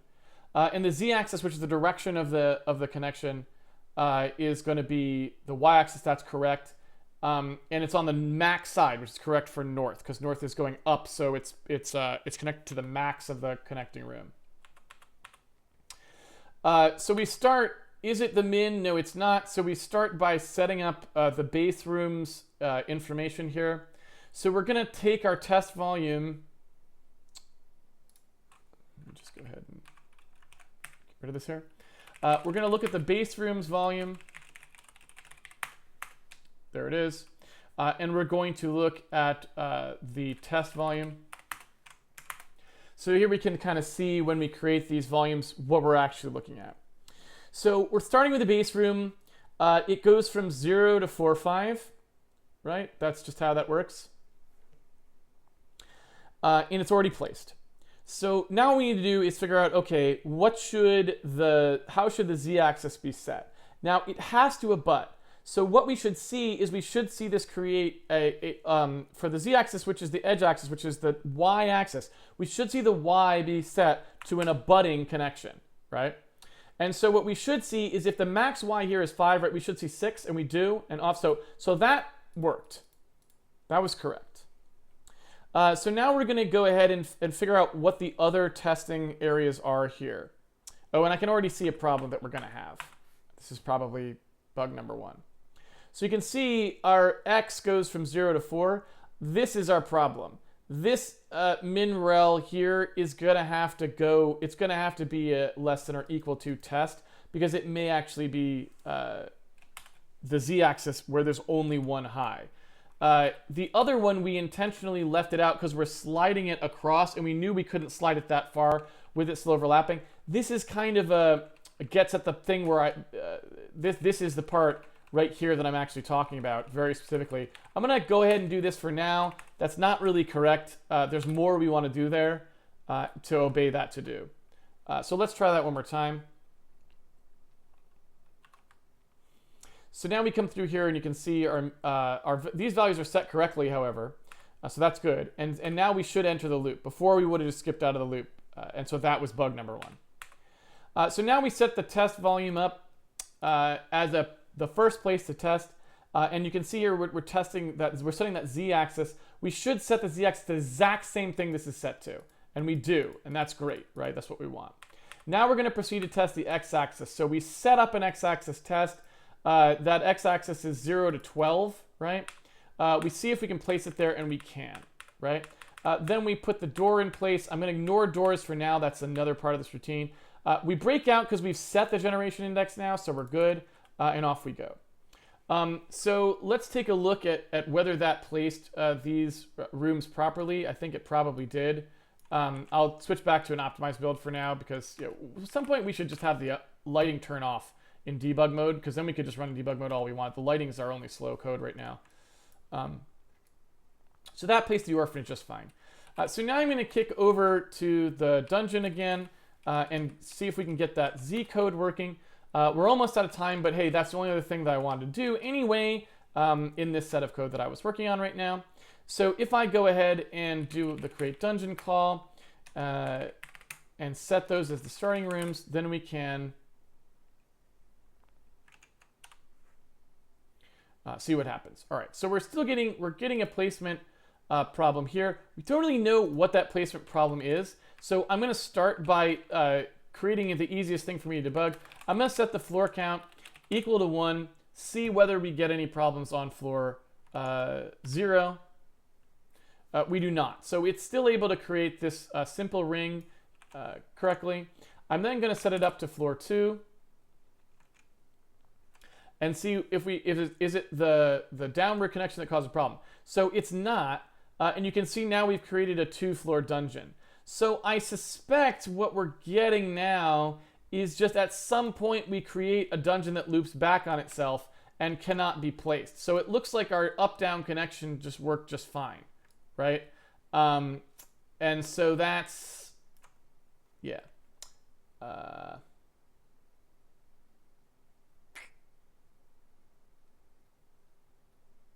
Yeah, so that's actually probably okay, because that's just something we have to do later anyway. So at some point, we get to a dungeon floor that can't be laid out using the direct stream with no rip-up. It just picks a bad set of things. but you can see our dungeon continue to grow here. So at some point we get to a floor count that's high enough that the way the snake generates itself can't get itself out of a jam. Here you go, right? So maybe it's floor 4 that does it. Who knows? Yeah, so it's floor 4 that does it. If you stop before getting to floors 0 through 3 are all just fine, and off we go. So when we are in our debug camera mode here, I would like to do something in terms of the far clip plane.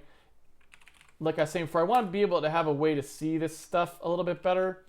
So if I take a look in the code for the far clip plane, you can see here that we set it depending on the debug camera. What I want to do here is change this.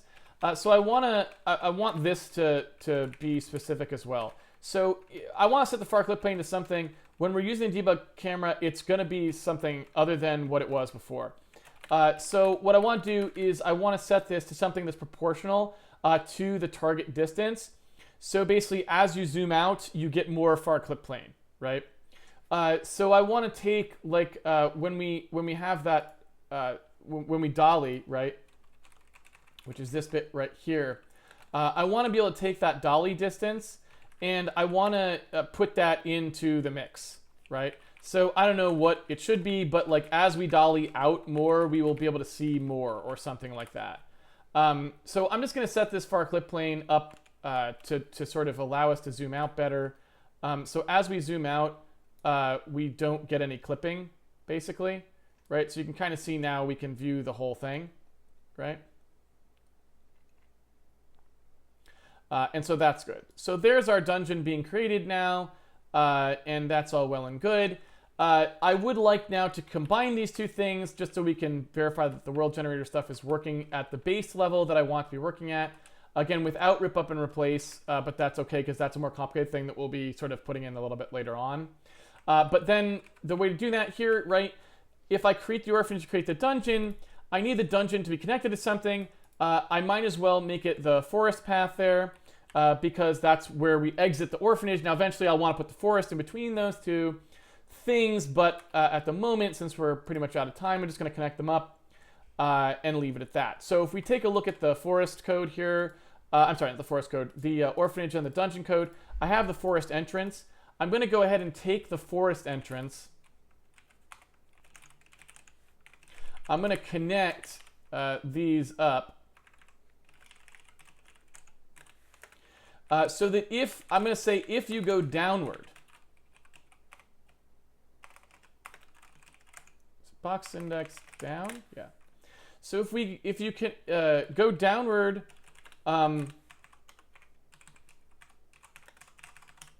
from the orphanage forest entrance, you will go directly into the dungeon. Now, normally you'd go through the forest a little bit first, but who cares, right? And so this will create an orphanage and a dungeon, hopefully, together, right? And again, we sort of have some problems where, like I said, the dungeon connection stuff doesn't quite work right, but hopefully that's all fine. So I want to be able to see out further than that, like I said, so I'm going to go in here and change that far clip plane now that I have some special code to change the far clip plane out.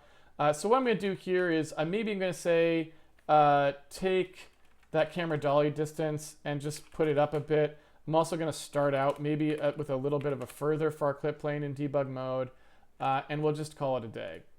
So now you can see the world as it's generated with that dungeon. So if we were to come out through here, walk out of the orphanage, right? Like so. Now we get into the forest, and when we get to the forest now, you can see that we end up with a room that's stacked on top of each other as it should be. Here's the connection between those two rooms, so that's the connection down.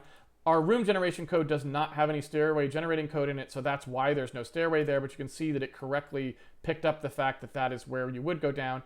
And then you would get into the dungeon, which correctly stacks exactly where it should. And you can see, you know, you would call through there, you'd come down here, you'd go out through the dungeon, and everything's fine, right?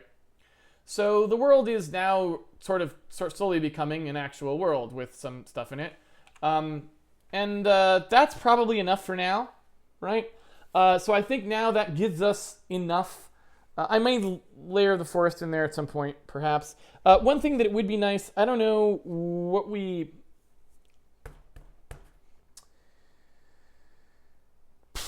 I don't really remember what we have in our renderer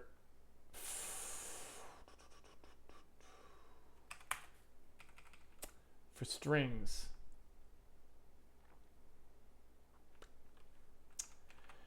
Oh boy. Been a long time.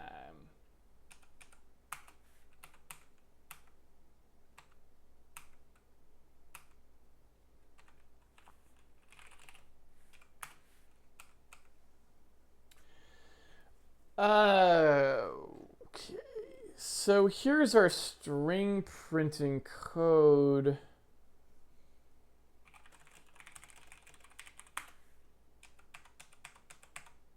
So we don't really have any way to print anything in a non-debug way. But I would like to be able to do that.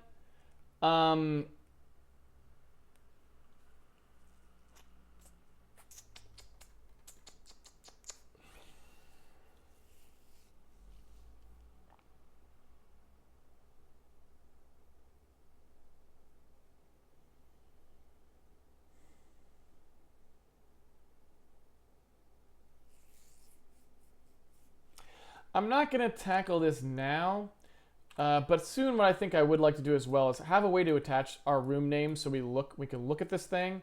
We can see what the generator thought it was making, right? Because right now it's been pretty straightforward and everything seems fine. But in the future, we're probably going to get in a situation where we look at a room like, what was that? Like, why did that get put there and what is it? And it would be nice to have a little thing that says, oh, it was thinking that the throne room went there. And you're like, why was it putting the throne room there? Right? Like, for debugging purposes, I feel like we're going to need that sort of a thing. So, yeah, I think that'll be something we'll want to do a little bit later on. For now, I think that's fine for today. I'm going to go ahead and go to the Q&A, and we'll pick up next week when I think it's time to now start picking up the lighting and the camera code and start cleaning that stuff up. And then we probably want to put in art, because we're going to need to decorate these rooms so that they look different.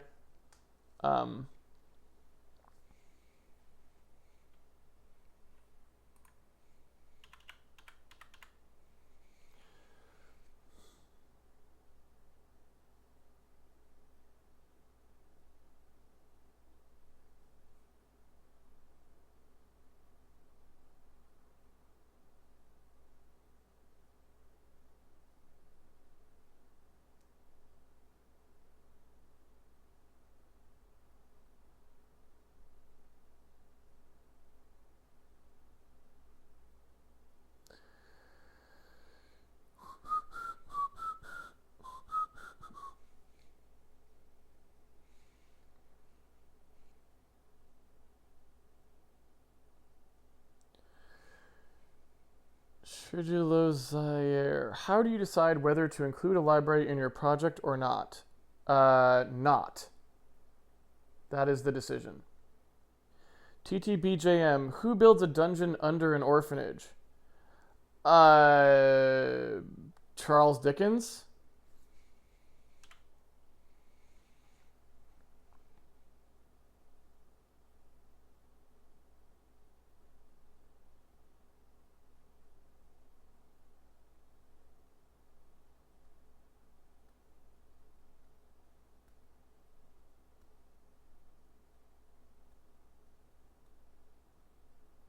What am I listening to? Nothing.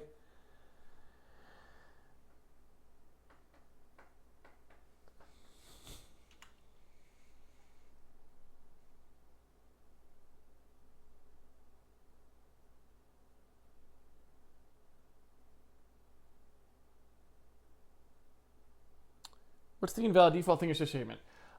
So I find that a lot of times when I have a switch statement, I want it to handle certain cases, and I only want it to be called with those cases. So typically I put invalid default case at the bottom, which just says anything else would be invalid. So that's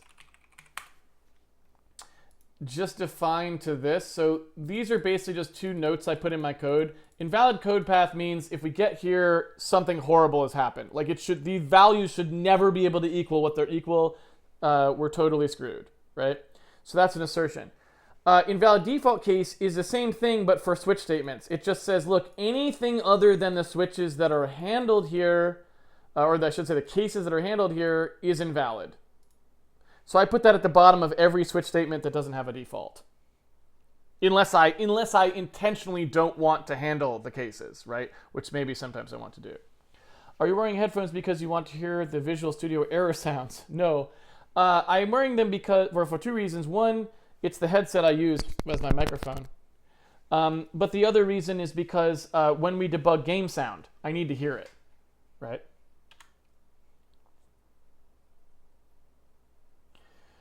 Mr. Love Pickle, how do you keep up the motivation to continue working on Handmade Hero? Well, Handmade Hero is not a very time-consuming thing. Like, I've spent 700 or 800 hours on it, I think. And that's 20 weeks of development now. And 20 weeks of development for a game engine programmer is nothing. I mean, 20 weeks, it's not even a year, right? So I'm used to projects that take 3, 4, 5 years of development time to make because engine code is very complicated and there's a lot of it. So Handmade Hero is small potatoes, right? It's hardly anything. I mean, yeah, 700-800 hours is child's play for an engine programmer, right? It's a blink of an eye. Because normally you're working 40 hours a week or something on an engine for years potentially, right? Or when I worked at Rad, right? I was working on the character animation system. I mean, I worked on that from 1999 to 2004. And that's just the animation system. All day, every day, right? And so Handmade Hero is... I mean, I don't love the fact that I have to think about more than one project in my head at a time. I have to keep Handmade Hero kind of in the back of my head, like how it works, a little bit. And I prefer to only really necessarily be thinking about one thing at a time usually, so that's a little annoying. But the motivation is pretty easy because, again, it'd be impossible to get burned out on something that you've only spent 800 hours on. If you're a game engine programmer, that's like, right? It's like you've took a nap and it went by, right? Long Boolean. So I'm guessing the layout system still will not handle cyclical connections nicely, or do you think it could now? No, it definitely doesn't, right? Like cyclical connections, cyclical connections require rip up and replace for sure, and we don't have that yet. And also probably some more strategic thinking. Pithno, could you do a brief overview of all the parts that are involved in generating the world? I lost the thread. Sure, it's pretty simple right now, actually. At least by our standards on Handmade Hero, it's pretty simple. So what we do is we first do a pass where we create a series of gen rooms and gen connections that specify how those rooms are connected. So each room that we want in the final game will have a gen room created for it, and then each time that two rooms connect to each other with a door or up, down, or sideways, we create a connection that has the two rooms on either side and a mask that says how they could be connected. Sometimes that's specific, like it has to be an east-west connection, right? Other times it's non-specific, like, well, it can be any connection or any planar connection. So it can't be up-down, but it could be anything else, right? So that's the first pass. And that pass looks like this. So in the world gen code, you got something that creates an orphanage that says, here's all the rooms in the orphanage, here's all the ways they're connected to each other, right? And here's the sizes I want them to be. Go, right? So we have passes that do that. They just create those. And you can see us calling them both here. This creates a 7-level dungeon. This creates an orphanage. And then we just connect the two together and we're good to go. We then have a layout call. The layout call is kind of the code that's slowly starting to take shape now. It's very primitive, but it's getting a little bit better. And what that does at the moment, we don't really need this code anymore. We're not going to go back to that specific code at the moment. What that code does is it places the first room sort of arbitrarily, just puts it in the center because it's like, who cares where it is, right? So it places the first room and then it crawls outward from that room, trying to place rooms connected to it by looking at what directions those rooms could be connected based on the direction mask set in the connection, like what's allowed for this connection, and just trying to place the room. If it can place the room, it places a room, and then it continues. And it just spiders out from there, placing all the rooms. So the reason I say that it's still pretty primitive is because it only will work if that process happens to successfully complete in one pass. So if it gets to a point where it has painted itself into a corner, like I talked about before, so it wrapped around itself and now cannot place rooms, it is too dumb to do anything about it. It cannot go back to the start and try again with a different attempt, right? And it also, while it is expanding, never looks at anything else that might help it to expand properly. So if it knows, for example, that it needs to place 2 rooms on this one thing, it doesn't even do anything to attempt to not enclose that room by looping other rooms around it or anything like that, right? So it both cannot restart and cannot try to do something sensible. So when we put enough stuff in there, it will fail, right? When we give it something that doesn't just happen to work. So what we have to do is we have to continue to make this code more intelligent so that we can lay out the kinds of structures we want, which isn't too much more intelligent probably, because we don't have things, there's nothing in this game that's going to be more complicated than sort of roughly the dungeon and orphanage stuff we just put in there. But we do need it to get a little smarter. We probably want some cycles in there. And we also, I think, need it to be able to handle the dungeon code where it has to restart and try a different path to lay things out, right? So we need to get that stuff in there.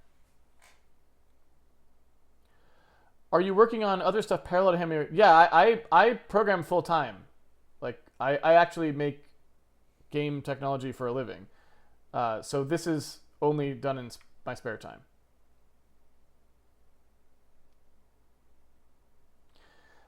Scallywag just caught up and watched the stream for the first time live today. Wanted to say thanks for the amazing learning resource. You've made me a better programmer than college or university ever could. Well, that's great. Thanks so much for saying so. I hope that you continue to find it useful. Neitzer, have you decided how many levels the world will have in the end? Well, there's no such thing as levels in this where it's all continuous. So it's just a giant forest with dungeons in it, right? So we'll probably try to tune it so that the biggest it would get is something that could be finished in a few hours. Like,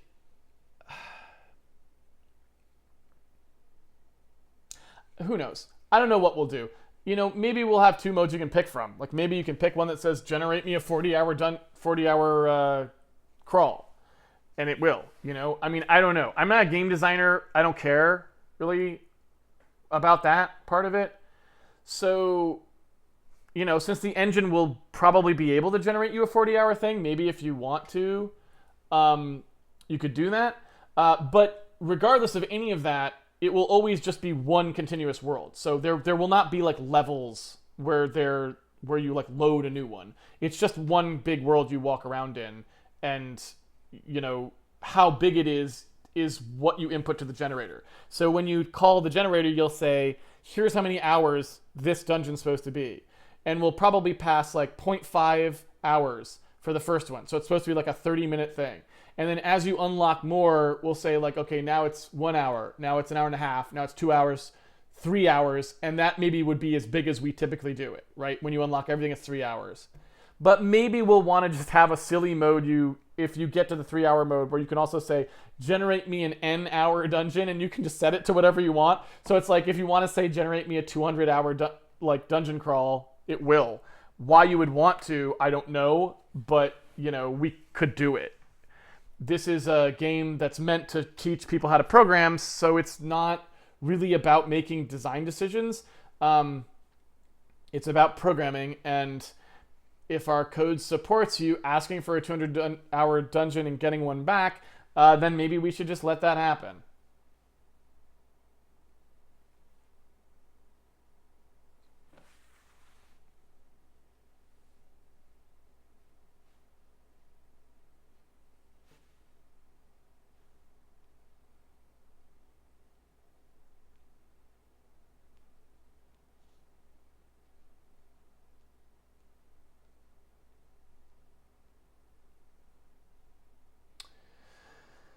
C-Voucher. The current system doesn't handle adding a rotated or mirrored orphanage, right? Well, no, it doesn't, but it would be really simple to do so. So if we wanted to make a rotated or mirrored orphanage, we certainly could. I don't really want to do that because I don't want you to... When you learn a type of room, I want you to be able to recognize that room, and I want it to be the same orientation, right? So I don't want you to come into rooms that you would have expected this way and have them be that way, if that makes sense. Because I want them to be recognizable to the player, like, oh, I'm going into a fountain room now, and oh, now I'm in a hall, a mirror hallway or whatever. So I kind of want those to be understandable as themselves. So I don't want the system to I don't want the system to ever take something that I specified this way and be like, oh, well, I'll just place it rotated over here or something. That's not something I want to have happen. But if you wanted to do it, it wouldn't be very hard, right? All you'd have to do is specify the rotation you wanted, and then you would rotate the dir mask, which would just be like a barrel shift of the bits, pretty much. Well, it's not quite that, but it's similar. And then you would swap the dimension X and Y, right? That's it.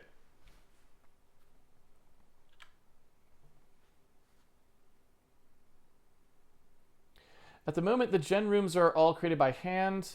No, they're not. So, for example, the dungeon is not created by hand, right? The dungeon's a for loop with some random choices baked into it. So you can already see how this plays out, right?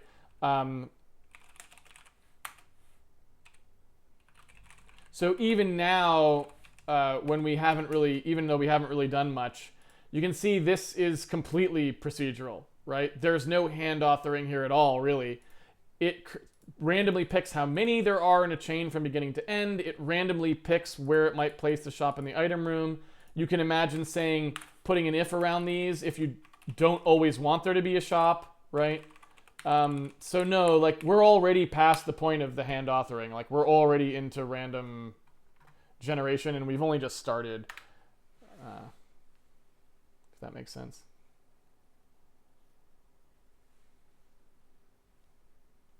If you're talking about what goes in the rooms, yes, that we haven't done anything with, right? The rooms right now don't populate, so they're just empty. So that, obviously, we haven't done anything with. But have you worked on procedurally generated worlds similar to this before? No, I have not. I've never really done a tile mappy kind of a game. This isn't really a tile map, but you know what I mean. Like, the only things I've ever worked on before are continuous 3D, really. I've never really worked on things that have like a sort of tile-based feel to them like this. So it's a little bit new for me, certainly. And also, most of the things I've ever had experience with in the past were not procedure generated; they're hand-authored, usually. Obviously, like the last parts we're on, the witness is very hand authored, right? Every last bit is like fine-tuned by hand. So there's a couple procedural pieces in there, like the grass, grass and foliage kind of stuff, but that's really it.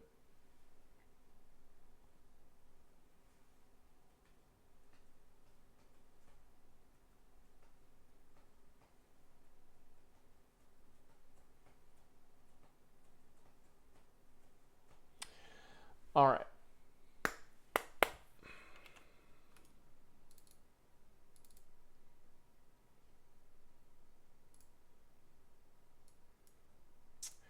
Thank you everyone for joining me for another episode of Handmade Hero. It's been a pleasure coding with you as always. If you would like to follow along with the series at home, you can always pre-order the game on handmadehero.org, and it comes with a source code so you can play around with it yourself.